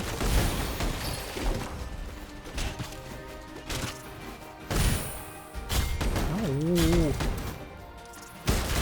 I don't want the forts! Can someone check who made this game? Because Steam is such a wonderful user interface that I couldn't check from my fucking library who made the game.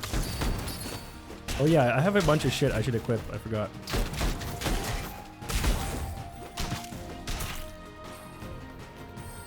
Okay, let's see. What do we got? Holy shit, there's so much stuff. Epic! Epic Falchion. Big Blue Bubble. No, I have not heard of him. A scythe? Well, let's see what's that like. Ooh, that's a slow one. I'm gonna go for Giga Falchion. What do we got here? We got more of that. More pistola, longbow. Better longbow. Yeah.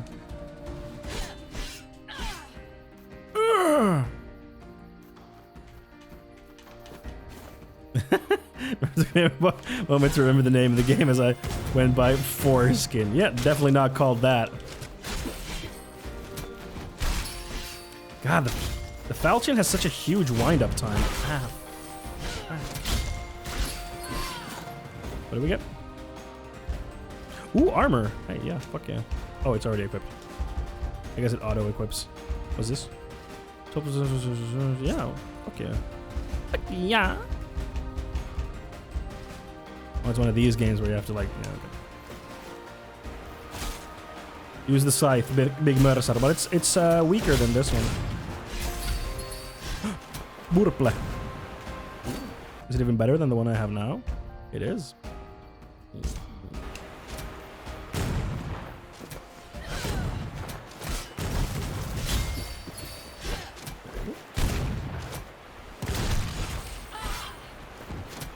Via the foreskin method? What foreskin method? What are these methods you speak of? No, it's worse. Yeah.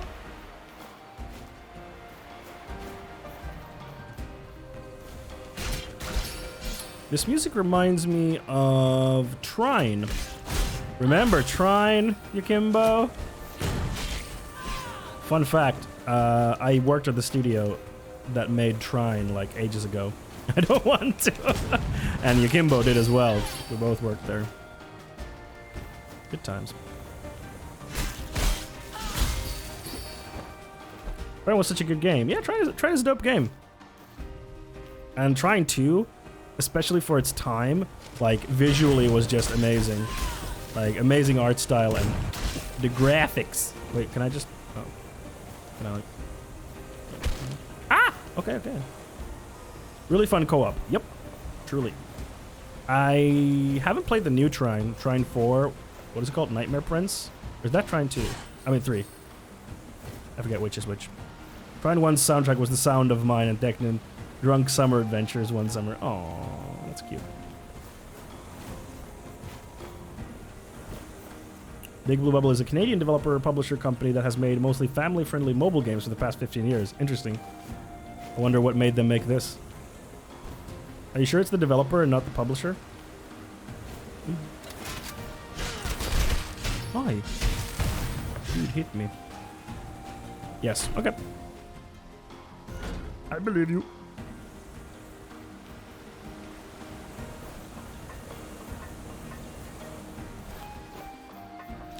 Whenever you play Trine Enchanted Edition, think about me because I made like 50% of those levels. Nice. Is Enchanted Edition the remake of the first one?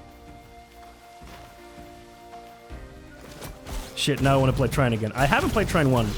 I played a lot of Trine 2 because I worked on Trine 2's the marketing for Trine 2 PS4 specifically. So we had to... Oh yeah, it was the port of 1 to the second engine. Right, I remember now. Yeah, because I worked on the marketing for Trine 2 for PS4, so we had to shoot trailers and take screenshots. So yeah, played the game a lot. To the point where I was like, I never want to play this game again. I've played every level so many times. I think they take more damage from behind. Ah! Ooh! Ah! What's that? What did I get? I got a new bow, but it's worse. So, never mind.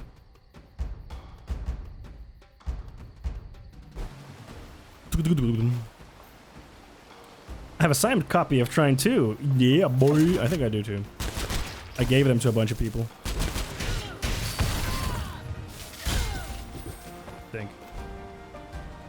I still remember just thinking, who designs these fucking bat enemies who would do something like this?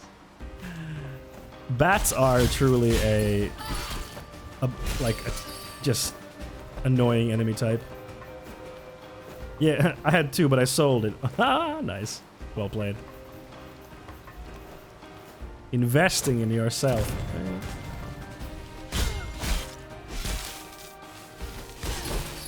Ooh, ay! Da. Headshot.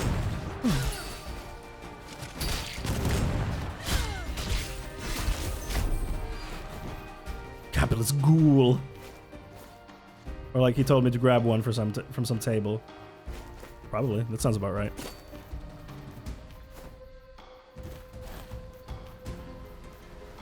What did I get? I got something. New gunchucks! Oh, fuck you. Gunchucks! What's this? Not gonna lie, my exit from Frozen Bite wasn't the greatest, so I'm pretty sure I threw all my try and swag in the trash when moving apartments. Fair.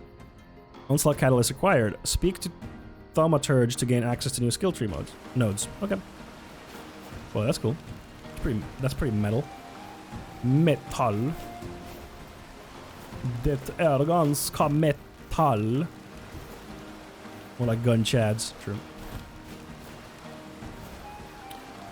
I farted on Gorra and he still won't move. Sometimes it do be that way. All those Splot plushies I used inside Concussion packages I sent eventually. I had them lying around for so long. Oh my god, Splot. Don't even get me started. Don't even. I cannot speak more due to NDAs.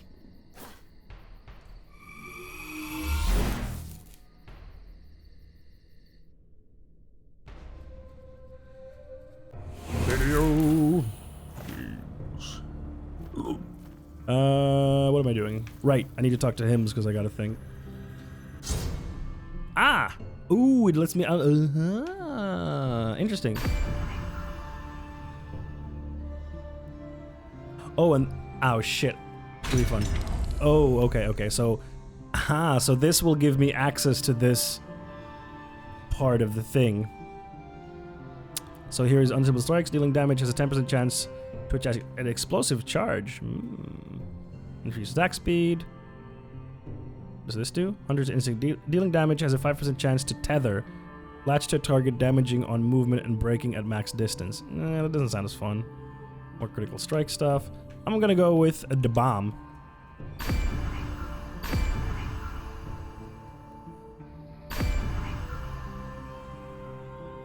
Seemed like a good investment. Oops. Fuck. No, that's not what I... What? What happened? Oh, there we go. Woo! What's happening? Yo! D Prince! Welcome, everyone! Welcome! Hello! Thank you for the raid. Rio Knights. Rio, yes, I remember now. You also part of the Suit Sprites. Welcome, everyone. My name is Fondue. I am a leftist streamer. I cover politics and news from a leftist point of view, and I also play video games, as you're seeing now. We're playing Foregone, and yeah, I'm gonna play you a raid trailer to get you started, so see you in a second. I saw it! I saw it! I saw it!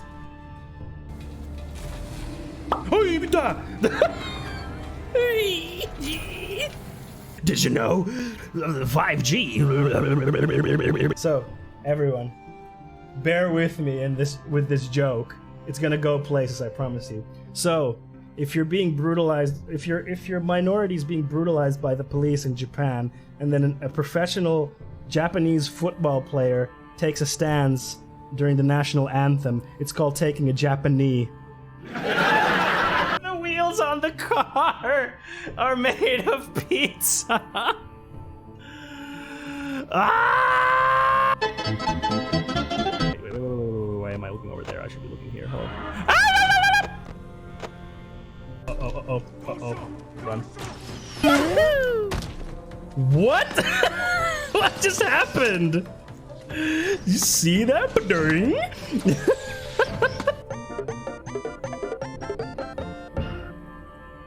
Welcome back, everyone. Welcome back. Let me say hi to all of yous. Hold on, I need to tab out of the game so I can scroll. Scroll to see all the wonderful. So, Rio, thank you for the raid. Thank you so much. Can we get a shout out for the wonderful Rio? Do it myself. D Prince 16. There we go. Go give them a follow, everyone. Go give them a wonderful follow. One of the fellow Suit Sprites. Sleepy Mackenzie, welcome. Who else is here? Let me see. I didn't forget anyone's name. No, we got everyone. Cool. What were you playing? Rio? And also, hey, if any of you are still sticking around after the raid, I would kindly ask you to click that link that is about to appear in the chat once my chat bot does its thing. There we go. So click on that link, and then your view will count towards my viewer count. That would help me out tremendously if you could do that. Yeah, what were you doing? What were you doing, Rio? What was going on? You're playing some Valorant and Apex. Nice. Did you get any wins? Were you winning?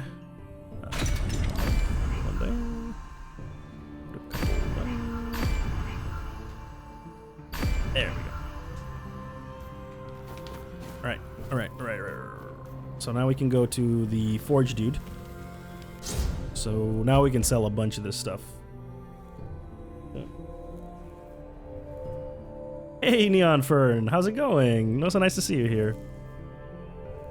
How do I mark for salvage? What does that mean? Does that mean I'm selling it? Oh, okay, that means I sell it. Okay. Oh, that's pretty nifty. So I can... Ooh, I didn't try this weapon. Daggers! I didn't try that. Won a few Valorant games and had some decent Apex games. Nice. How are you doing, Neon Fern? Short sword. Meh. Get rid of that.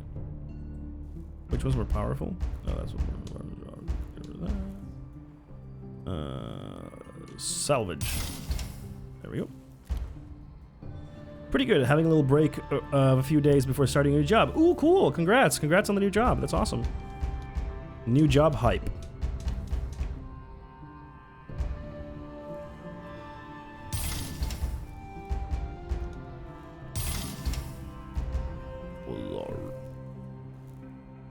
Hey yo, Suit Sprite checking in. Hey, Catholic Guild, welcome. So nice to see you, a fellow Suit Sprite.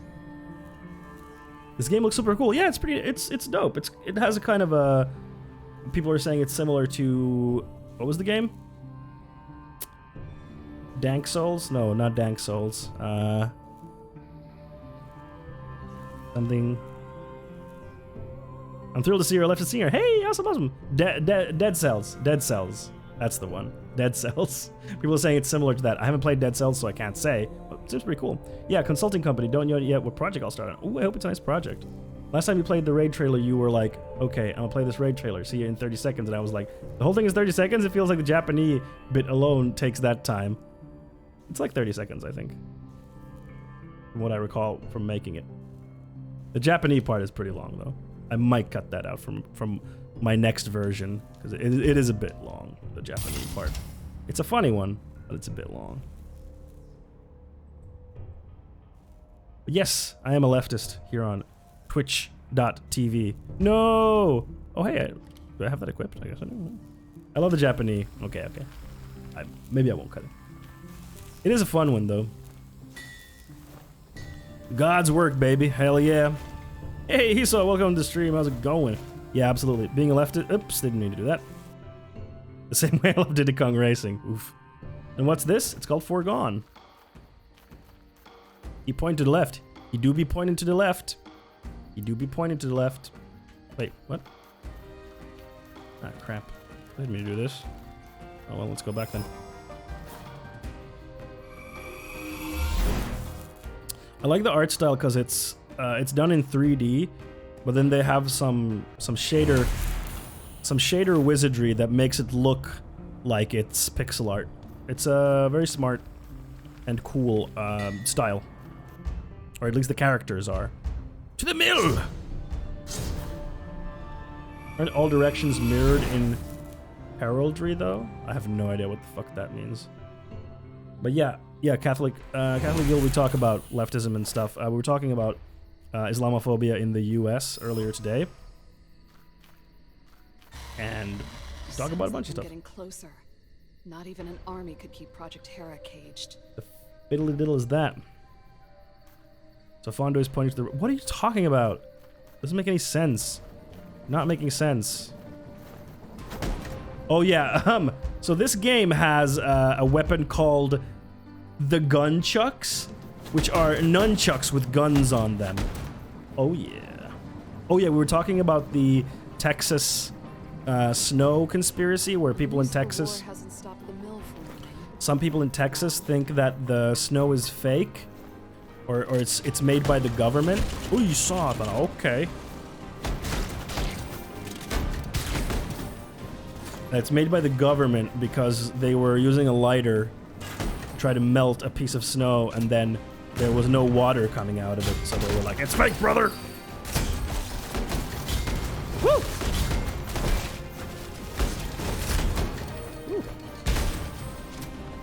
Looks very Dead Cellsy. That's what people are saying. You know what? I'm gonna... Although I love the gunchucks, the falchion is where it's at, unfortunately.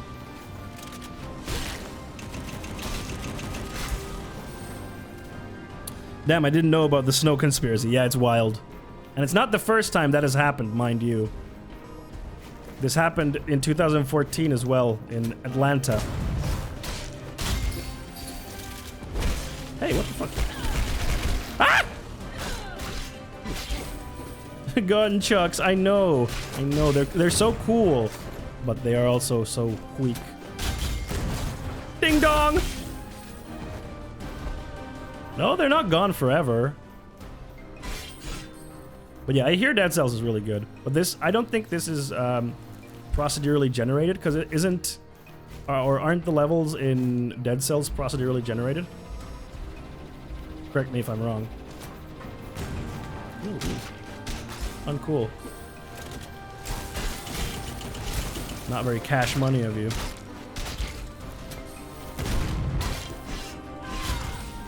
Dead Cells is a procedural game, yes. Yeah, that's what I remembered. Okay, we activate the thing. Oh, okay. It's a shortcut. Gunchucks, more like gone chucks. Yep. Worse, Mickey. Mickey Blade, Mickey. Mickey Blade. Nickel. Oh yeah, Yokimbo, you've been playing, oh yeah, but he left. Fuck. I forgot. Never mind. I was gonna ask him about Kingdom Hearts, because he's been playing Kingdom Hearts on the stream. That must be a hoot. Oops, that's not what I wanted.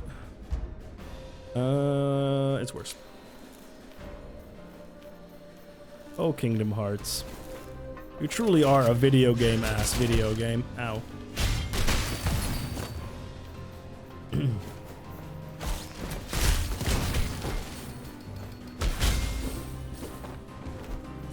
Last weekend, stress caught up with me and some bug kicked up a fever. Got tested, no COVID. That's good. So I bought a bunch of candy. Oh, I hope it passes quickly. And watched Already Woman, Pretty Woman. Oh, going with the classics. Oh, okay. Candy. Candy's pretty poggers. Ow. Oh, cool.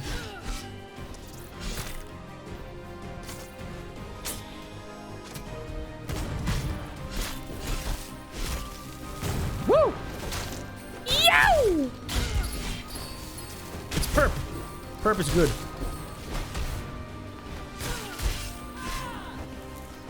I've never seen Pretty Woman. Which one's pretty? Oh, yeah, daggers. I forgot to try daggers. Let's try. Whoa! Whoa! Whoa! All right. God damn! So cool! Yo! Okay, every weapon I'm just like, oh, sick! Chat, are you seeing this? Look at this shit. Yow! Wahoo!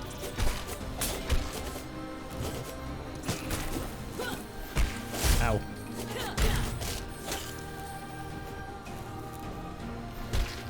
Ow.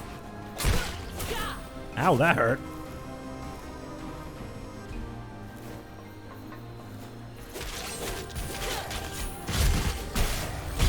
Ow, that hurts me. Ah! Ninja Go. You like Lego Ninja Go, or is this a reference? I'm gonna do the responsible thing and turn off my screens so I get to sleep at some stage. Okay, Sniff. Thank you for hanging out with us. Equip the gun chucks only if I get better ones. So that's can't promise you that. I'm sorry. Nothing personal. You know how it is. But also, look at this shit. Wow. See you, Sniff. Good night. Hope you sleep tight. Remember, all snow is fake. True. That's true. As we discovered. It was a Lego... Oh, I missed the second comment. Sorry, my bad.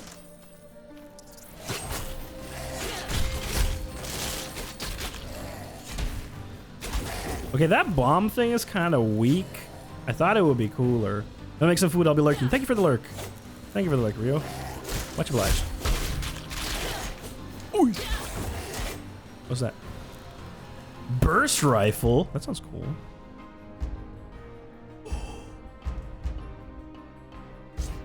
How does it work? Da, da, da. So dope.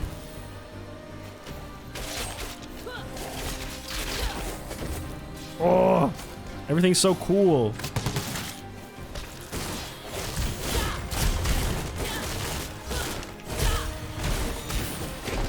No, do not fart. Oh yeah, I finally started out and set up my video and audio gear, so now I can do decent video calls on my PC and also stream if I want. Nice! Just need a little desk stand for the mic. Nice. Ah! Pro tip, if you, for the mic, if you can, getting an arm like this is, like I have for my mic, is better. Because it'll take less noise from the vibrations from your desk.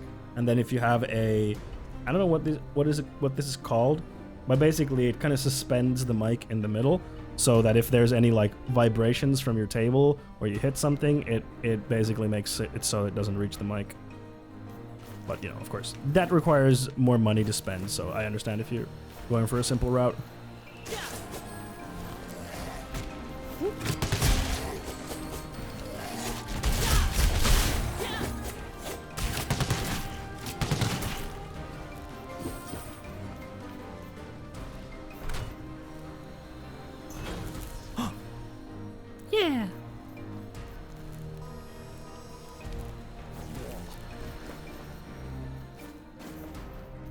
It's less about the money and more about my desk setup being suboptimal for attaching anything to. That's fair.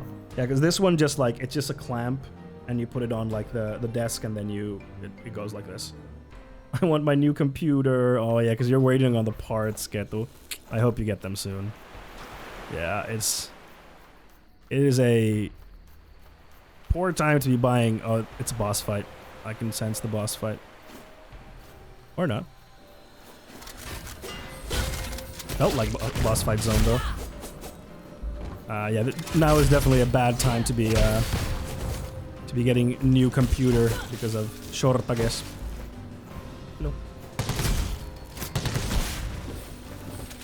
Uh-oh.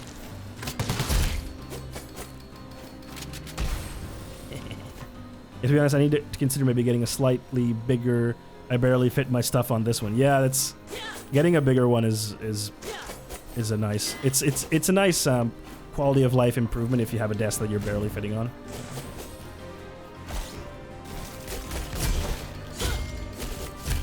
Yow! But what have I gotten? I got all kinds of stuff.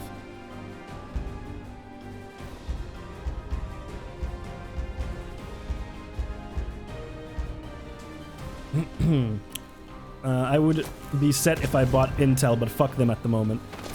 So, who's like the... Ah! Ow. Who's leading on the processor side right now? Is it Intel? Because I am super not, like, up to speed on that kind of stuff. Who's the winner there? I know graphics cards, it's still NVIDIA. NVIDIA is still the king. Although, from my understanding, like, the... Who you saw them? Oh, fuck. I forget that. heal. AMD hands down. Okay.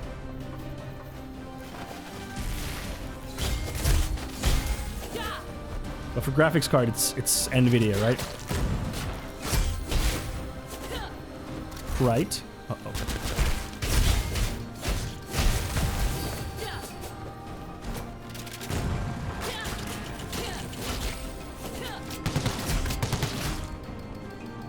Boom! Yeah, in terms of features. So what's the story lore of the game? Some nation attacked. We're super soldiers. Something. Like HDR and the AI things for upscaling. Yeah, the AI stuff that NVIDIA is working on is pretty interesting. But raw power depends. Okay. That's fair. NVIDIA. But isn't the newest stuff? It's what AMD is the other one. Looks like the slumber malfunctioned. Oh shit! What the fuck? I wasn't ready for a boss fight.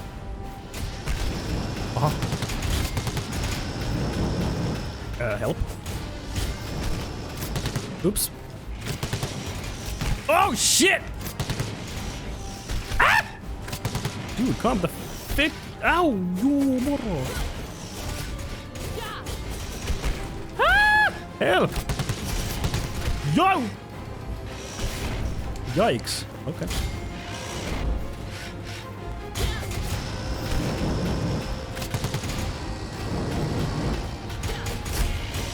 Up! Ow! Ow! Ow! Ow! Ow! Ah! Okay. Got this. Ah! Boss!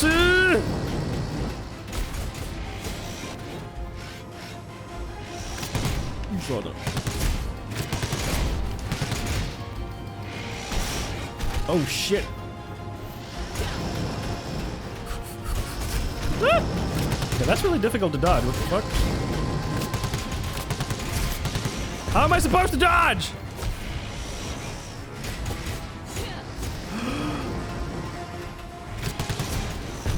Ow! How are you supposed to dodge again?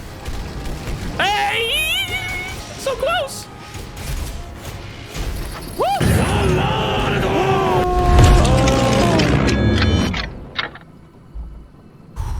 Fuck. You're back. Welcome back, Dorbe. Okay, short sword. Is this the first weapon that we had? Yeah, it's the first weapon. Okay. What's this?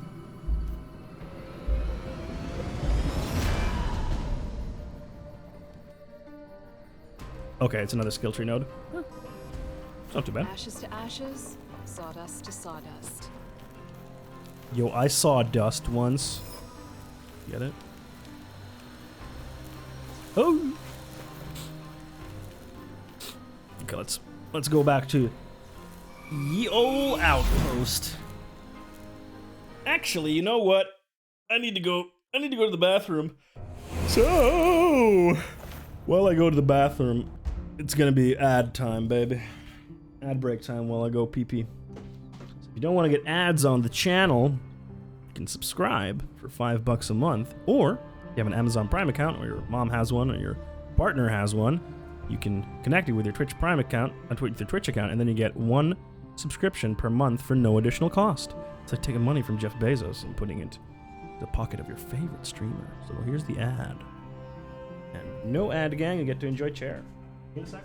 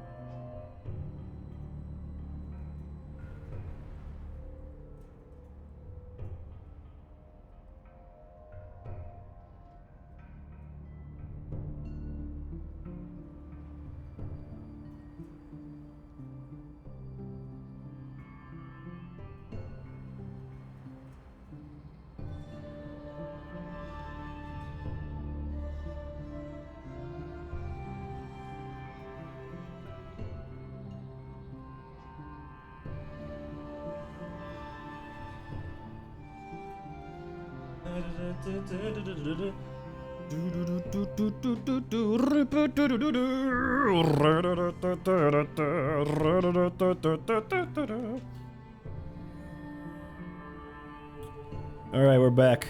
Welcome back from the ad break, everyone. Ooh. Mito, did you see the new frog emote that we have? I don't remember if you saw it. Correct me if you did. Or, like, say if you did already. Did you see it?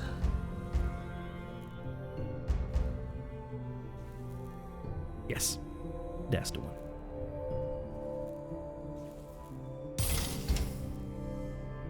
Yes. Very good. I feel like it... What the heck is that? A shotgun? God damn. I feel like it doesn't really make sense to upgrade the weapons. At least not at this point, because I get weapons like all the time. So it definitely feels like it doesn't make sense to upgrade them at this point. It is such a cute frog. No. Absolute cute. Look at him go. Look at him go. Oh yeah, I can talk to old Thaumaturge. That's the one. Ah, okay, so now I can get a better gun. Kills a 5% chance to gain leech. So it's health stuff. Increased haste. Kills a 10% to gain haste. Increased move speed for 5 seconds. You're so happy to have a frog here. Oh, you have Frunf. You want haste or health? I think I want haste. What's this? Increases movement speed by 2%. Oh, that's cool. I'll take it. We'll get some more health from here as well. Frunf. Frunf!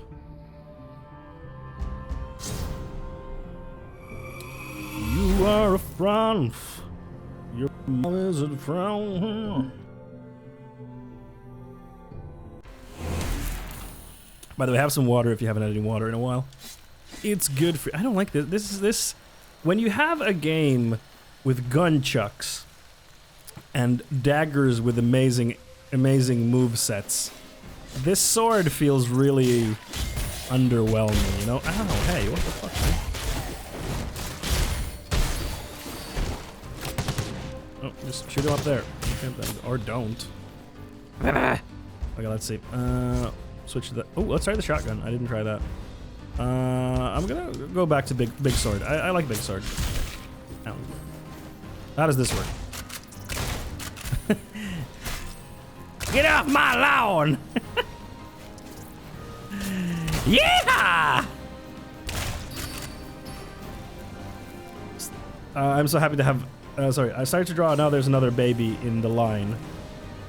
Another baby in the line? What do you mean? I'm not sure I understood what you meant. Another baby in the line? I mean, you're what? Phew, Jesus, I spent the last couple of hours sewing a patch on my leather jacket. Finally done, my fingers are coming off. Oh my god, that must be crazy difficult.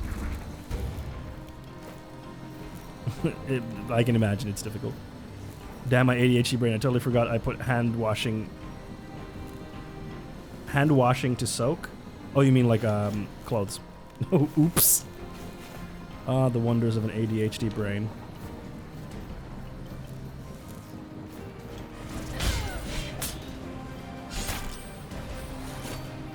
Ooh. Yes, laundry. Yeah, that makes sense when what is this? A new shock pistol. More like cock pistol, am I right? Oh, as in queuing for attention and cuddles. Ah, the next one. Well, you did it, Nully. You suffered through it, and now you have a cool patch on your cool leather jacket. Because you're cool. Because unless you're a fascist, having a leather jacket makes you extremely cool. Unless you're fash. Wait, which is the new one? Oh, this is the new one. Yeah. Yep. But since you're not a fascist, Nolly, it's purely pure profit for you. Oh, yeah, I also have a fuck Nazis patch on my jacket. Hell yeah. That's the energy. No. Oops.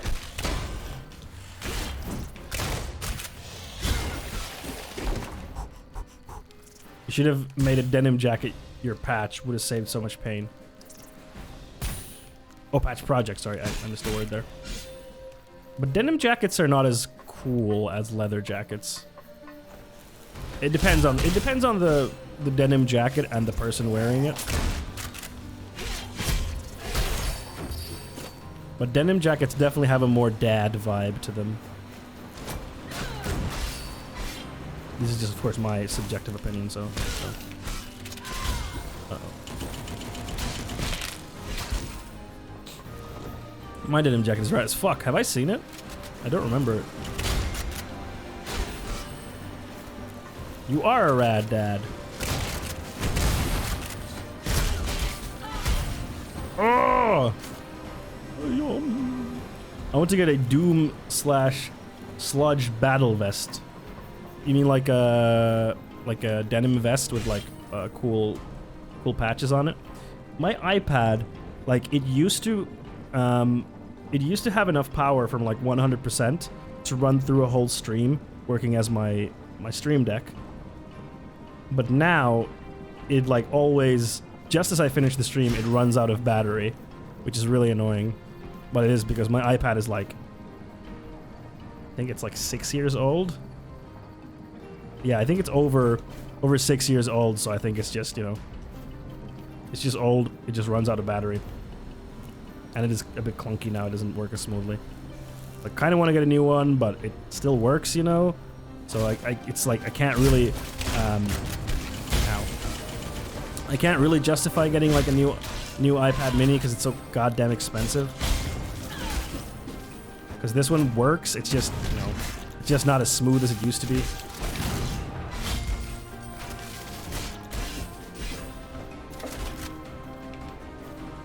AKA washed out black denim jacket cut to shitty vest. Yes, exactly that, yes. It was exactly what I was thinking.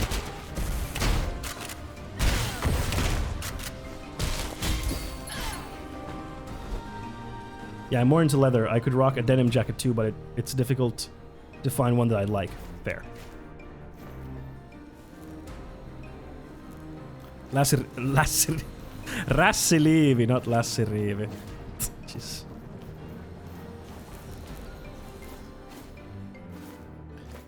Doom battle vest is washed out black. Makes sense. It would suit you. Would look good on you. Get him! I love the sound. What's this? What's that? What is it? I want to know. Okay, well, fine. Fuck it. Anyone know any good old Rassi sci-fi movies?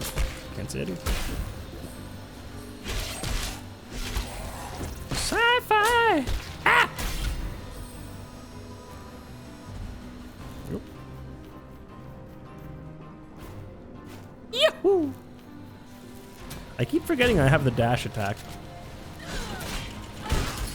Never use it. Rassilivi mentioned go to... Okay, this kind of sucks. It doesn't always show me the stats. It seems like a bug. I'm gonna thrift one when I finally get to Roadburn some year. Yeah, it might be a few years. My theory is that this year events are still gonna get be cancelled mostly, and next year maybe we'll be able to return to like events, maybe. Can't wait to get to the metropolitan area thrift store. Yeah. Yeah. Uh-oh. Fuck. Yeah!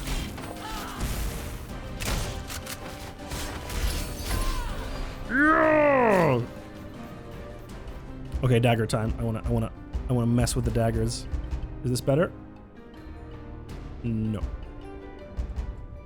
No. I think I'll use The bow and arrow. I think I like that the most. Yahoo! Check this out, Turpini. Check it.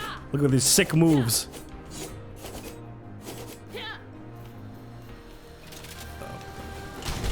Ow.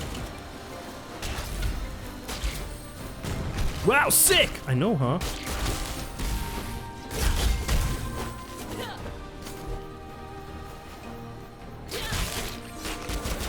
Fuck. Yep.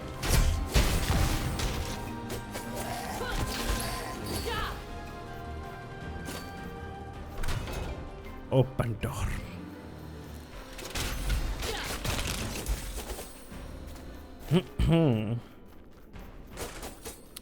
You know what I've been watching recently?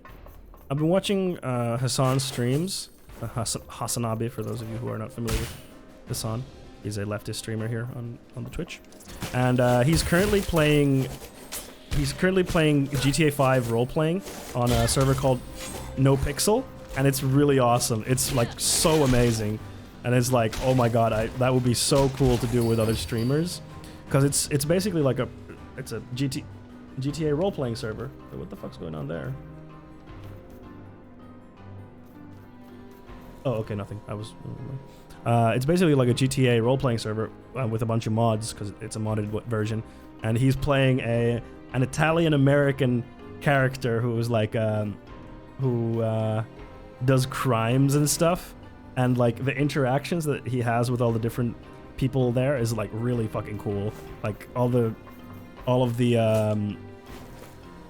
improv and stuff is amazing. Like they apparently, like, his character is someone who likes Warhammer 40k, but is trying to hide the fact that he likes Warhammer 40k.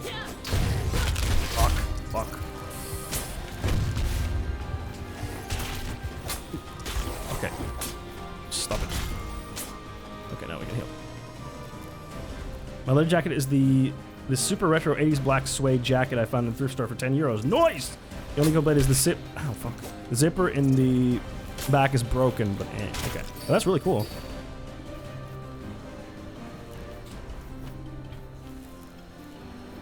But yeah, so he's pretending to play a character who, so he pretends, who would like 40k? Not me. Yeah. So he's pretending to be a character who likes 40k, but is trying to hide the fact that he likes 40k. So what he was doing on one of his streams, he was just kind of looking up like the lore of 40k so he could like talk about it, because there's also a group of nerds on the server who are like super nerd larpers, and they got like the nerds to murder someone because they're pretending to do like the voice of like the Stormlord or something to like make them do stuff. And it's like, it's super wild. It's so interesting. It's wild. We found an outpost. It's some good shit. I should have my guard up. The base will be on full lockdown. The base? Okay, let's go back to the outpost. So then, because he was finding stuff out about Warhammer 40k, his Twitch like account manager, because Twitch partners have account managers, so people you can contact at Twitch and be like, hey, you know, you want to do something, or and you know, that kind of stuff. So his account manager texted him like, hey, I have a connection with like the Games Workshop people if you want to get introduced. And he was just like, my GTA RP character who I pretend to be, who is pretending not to like Warhammer 40k but likes Warhammer 40k so that he can like impress some nerds.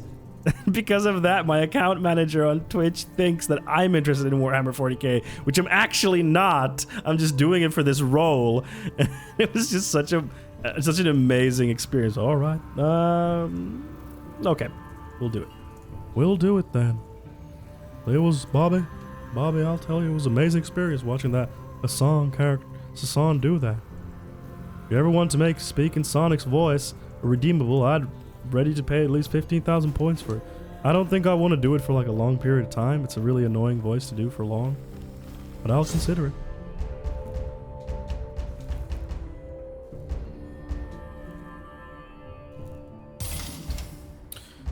Dang it, Bobby. What in the hell is a JPEG? I just want a picture of a goddamn hot dog. Any hot dogs in chat? Yeah, you're right. It gets old in like a minute too. It really does. After me, you're like, all right, the joke was the voice, and now it's just really annoying. Wait, didn't they change the voice actor of Sonic for the next thing? I think they said that they're no longer hiring the voice actor of Sonic. I think. I could be wrong, but I'm pretty sure they said that. Dang it, Bobby. Don't have enough to do.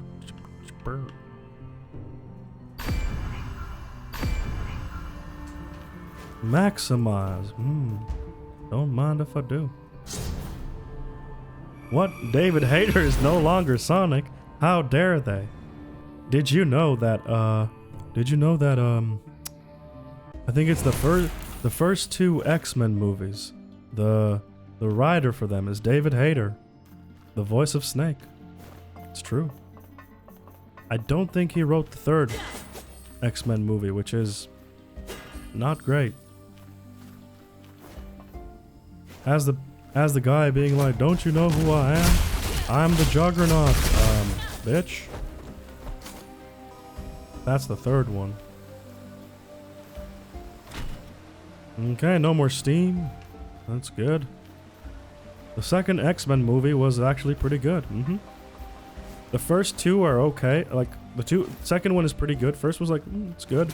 Third one is like, why did you make this? You could have left this in the drafts. Ow! But then again, the newer X-Men movies have been god-awful. The new ones, X-Men First Class is good. Because it has David Fassbender. I mean, David. Is his name David? I don't fucking know. Fassbender. Michael Fassbender. It's not David. What the hell? Michael Fassbender. Who was really good. I think the second one is also okay. But it has Kevin Bacon in it, which is weird.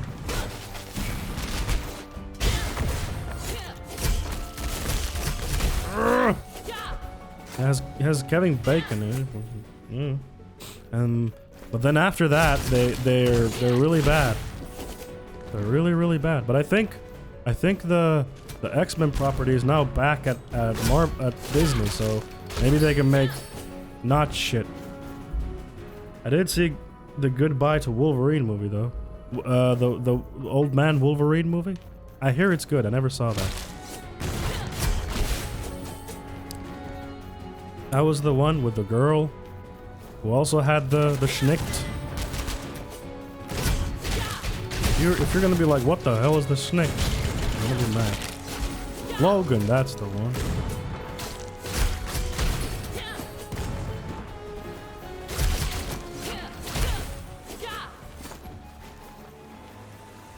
I did not see Logan. I ain't got time for story. I'm streaming on twitch.com. Oh shit. Ow. That really hurts me, you know? There you go. Open the door for the good old missus. But what if the story is good? Well, tough titty. Tough titty. What I say. Like me a good tough titty. Now I really want to watch some King of the Hill. Well, I don't know where you can watch it legally, because it's not on any streaming service I'm aware of in Europe.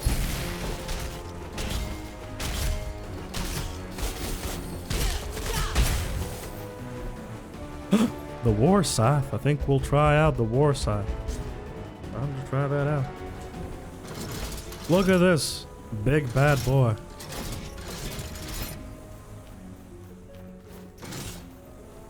Watched like 4 seasons of it, maybe. I've just watched like random episodes when I was younger and could not appreciate it.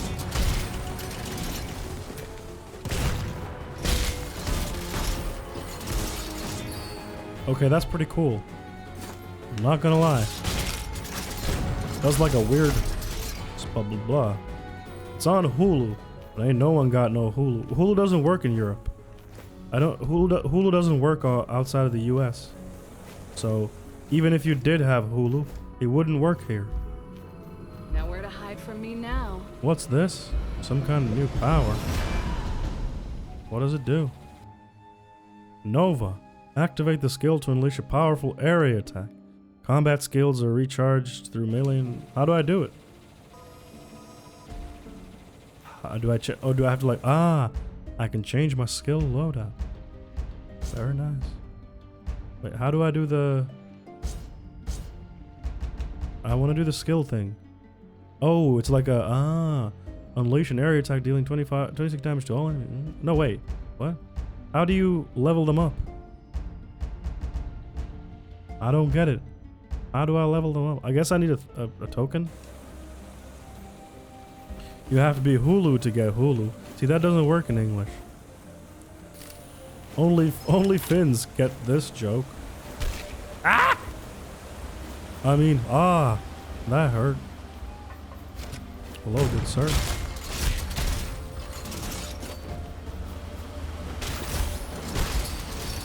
I have the fart. The power of fart, Bobby.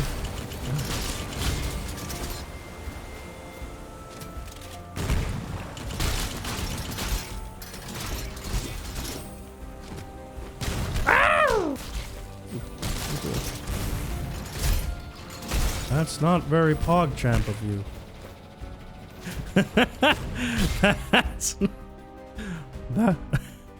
That's not very PogChamp of you, Bobby.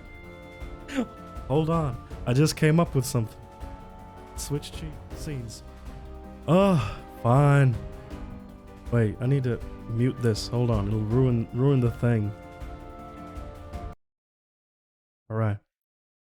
Oh, fine. I guess you really are my PogChamp. Come here. Please, someone clip that.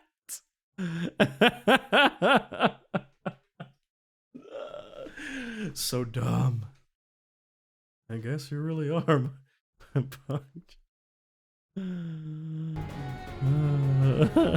That needs to be animated. Hey, guess who knows how to animate? You do. You know how to Did I put on the timer? Okay, I did. Could someone please clip that? If you're not gonna clip that, I'll be very disappointed. And then you won't get daddy's cummies. You know how I get when I'm disappointed?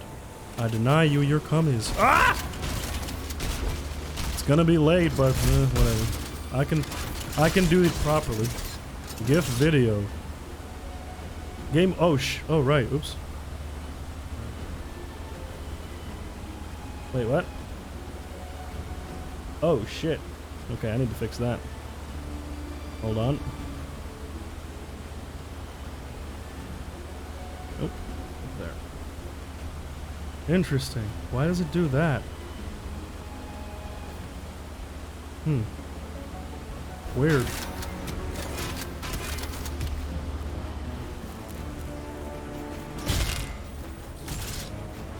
What's the red swirlies? What does that mean? Now this is gameplay, Bobby. Okay, that explosive thing is really weak. I thought it would be cool. Turns out it's super not cool. Ow. Excuse me, sir. That's very rude of you. I should heal.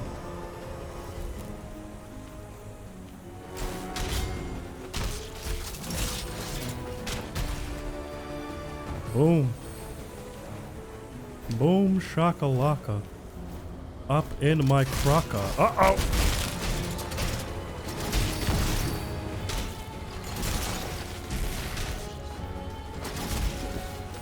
I'm gonna shoot you, mister. There you go.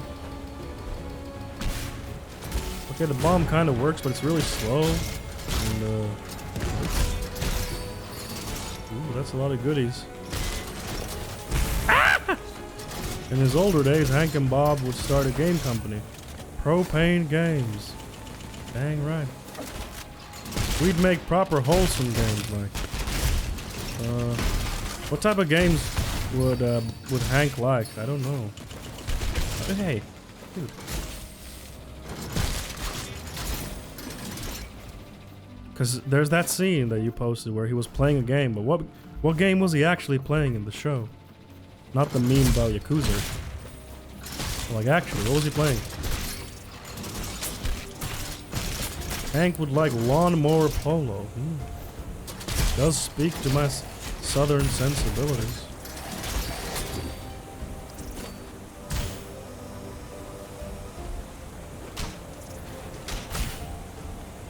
And how about you then? Yeah, you're dead.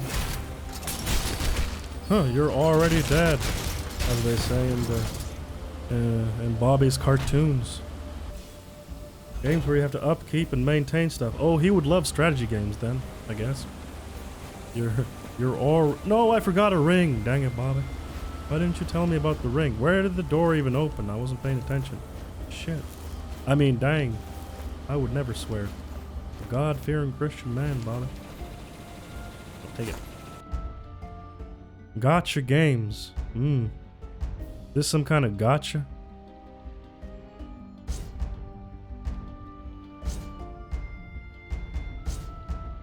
Look at all this power I'm getting, Bobby. Dun, dun, dun, dun, dun. Ooh. We can go back to the outpost. I'll post out.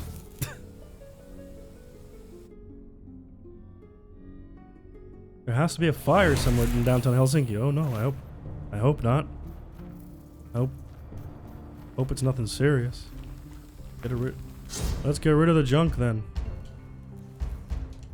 Oh, can I? No, can't. Cool.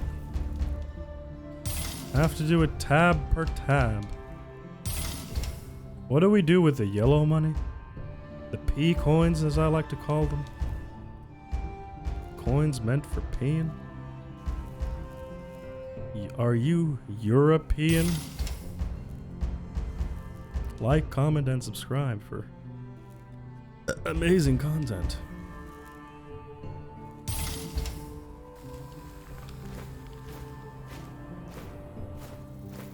I was expecting more boss fights in this game. Kinda, you know, want to fight more bosses.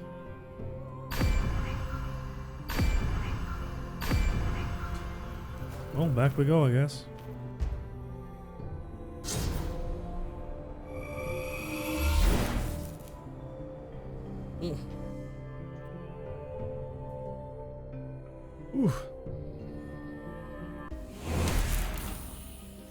Alright then, here we are.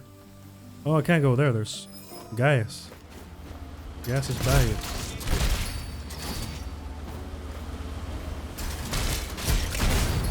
Oh right, I switched to the shotgun, I forgot.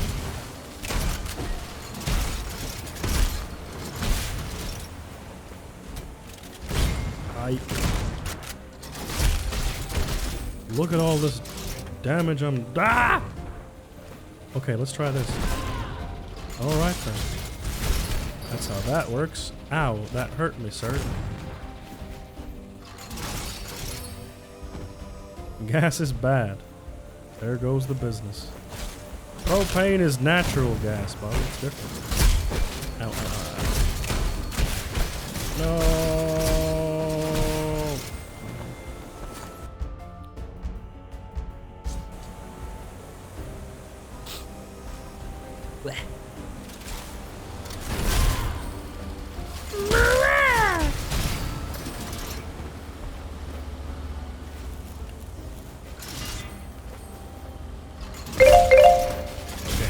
Normal again. Alright. Alright. Yeah. Ow. can't believe you've done this. Those guys must be pissed carrying a trumpet barrel blunder versus one of them carrying a Gatling gun. He's like, yo, why did Greg get the Gatling gun? Well, you know how it is. Greg's been working here for a long time. What if what? What if what? No, we talked about this already. Can't do it. Talk that the rally plus hand kill thing doesn't work. We talked about this last time.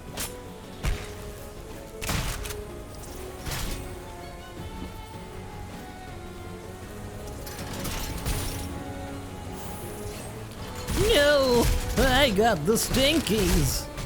Wow, jeez.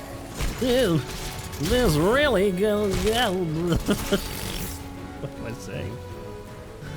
This really hurts my ego.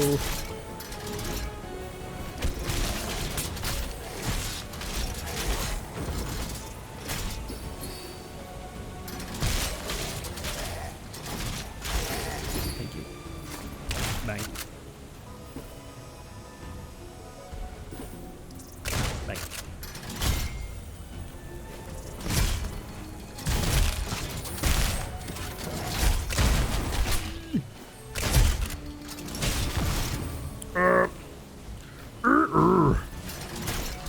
Remember that sound? Remember Mario 64? All the creatures were making weird sounds. Doesn't make any sense. Or didn't have to. How do I get in there? Oh, it's like an exit. Oh, hello. Remember Star Wars? Oh, there goes my iPad.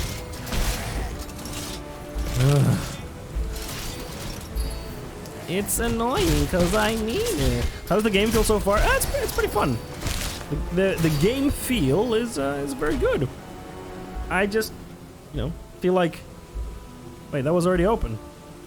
Oh no, it was the Arayama, the gas. So okay, hold on. Where's the map? Can I zoom out? Oh, there we go. Okay, so there was a door over there. I guess we need to. How do I get over there? Oh, we can go down there. Ha! There we are. That's where we're going.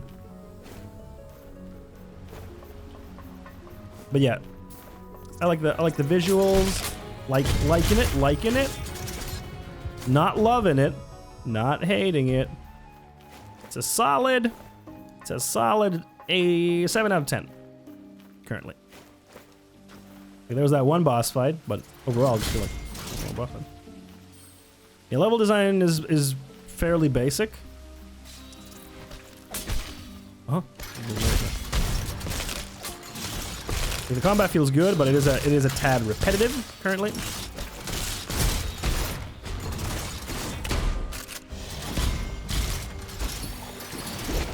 Gameplay is a tad repetitive.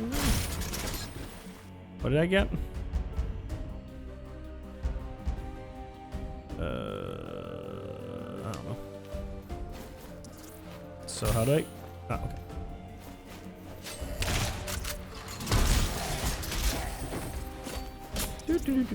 Also, I don't really get the point of like upgrading your weapons because it feels like you just get new weapons constantly. So I was like, why would I upgrade my weapon? I don't see any reason to upgrade my weapon.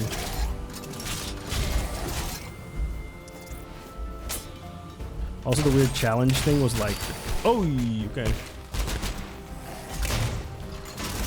Ah, fuck.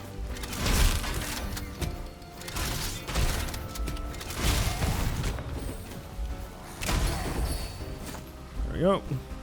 Wait, I should heal.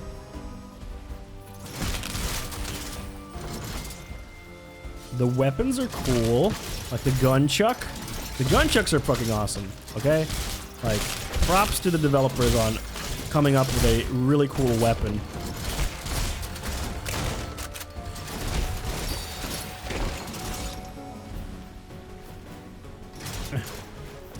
There we go. Oh, they were on top of each other. I was like, what? That looks weird. Oh, okay. I did not understand that that was a platform.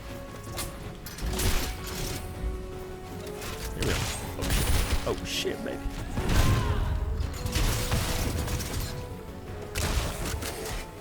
There we go. The gas has been ungassed. Whatever.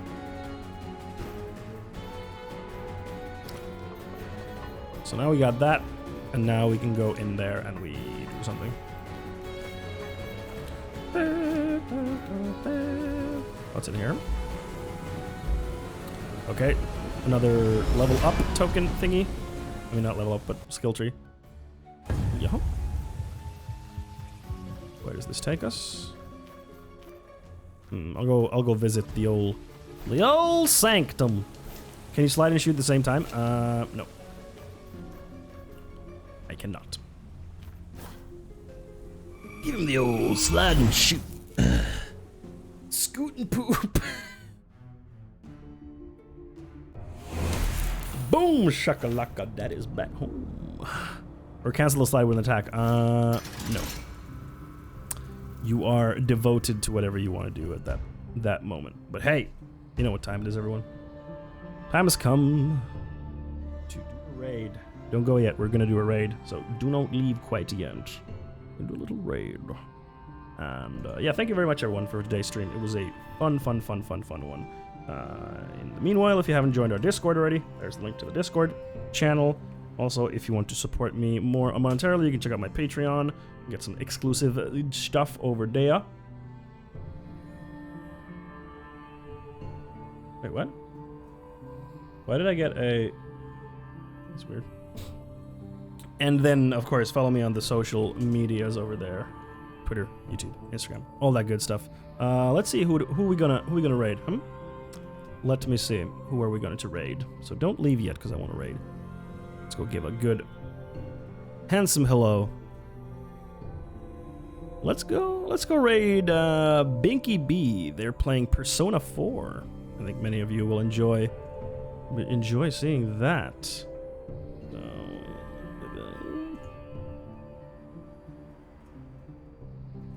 Oh, there we go. Okay, let's start the raid. All right, let's get it in, everyone. Get in there, everyone. It's a raid. It is a fondue raid. A parade. Let's get going, everyone. All right, everyone. Thank you so much for today's stream. Was a really good one. It was a really fun one. Gonna be live next time, Friday, as per usual. So, 5 p.m. Central European time, 6 p.m. Finnish time. We are going to talk about some stuff again. Don't know what yet. And we're gonna be playing Vigil: The Last Light, I think it's called. Another kind of Metroidvania-esque game that I got a key for. So, I'm gonna play that. Check it out. This was fun. Foregone was fun. Thank you for the key from the devs. Appreciate that. Hope you have a great Thursday and Friday during the day, and I will see you all on Friday. All right. Stay safe. Wash your hands. Be awesome. And remember, you're loved. You're cool. Bye. I'll see you then, everyone. Bye.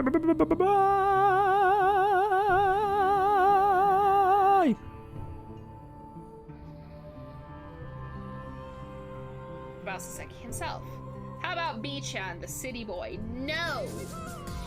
Fondue!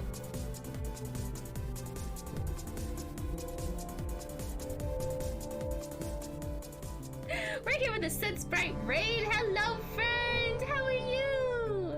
Hello, how was your stream? Can we get a shout out for Fondue, please? Fondue is one of the lovely members of the Sid Sprites community as well. Hello, friends. My name's Binky. Welcome on in. We're playing some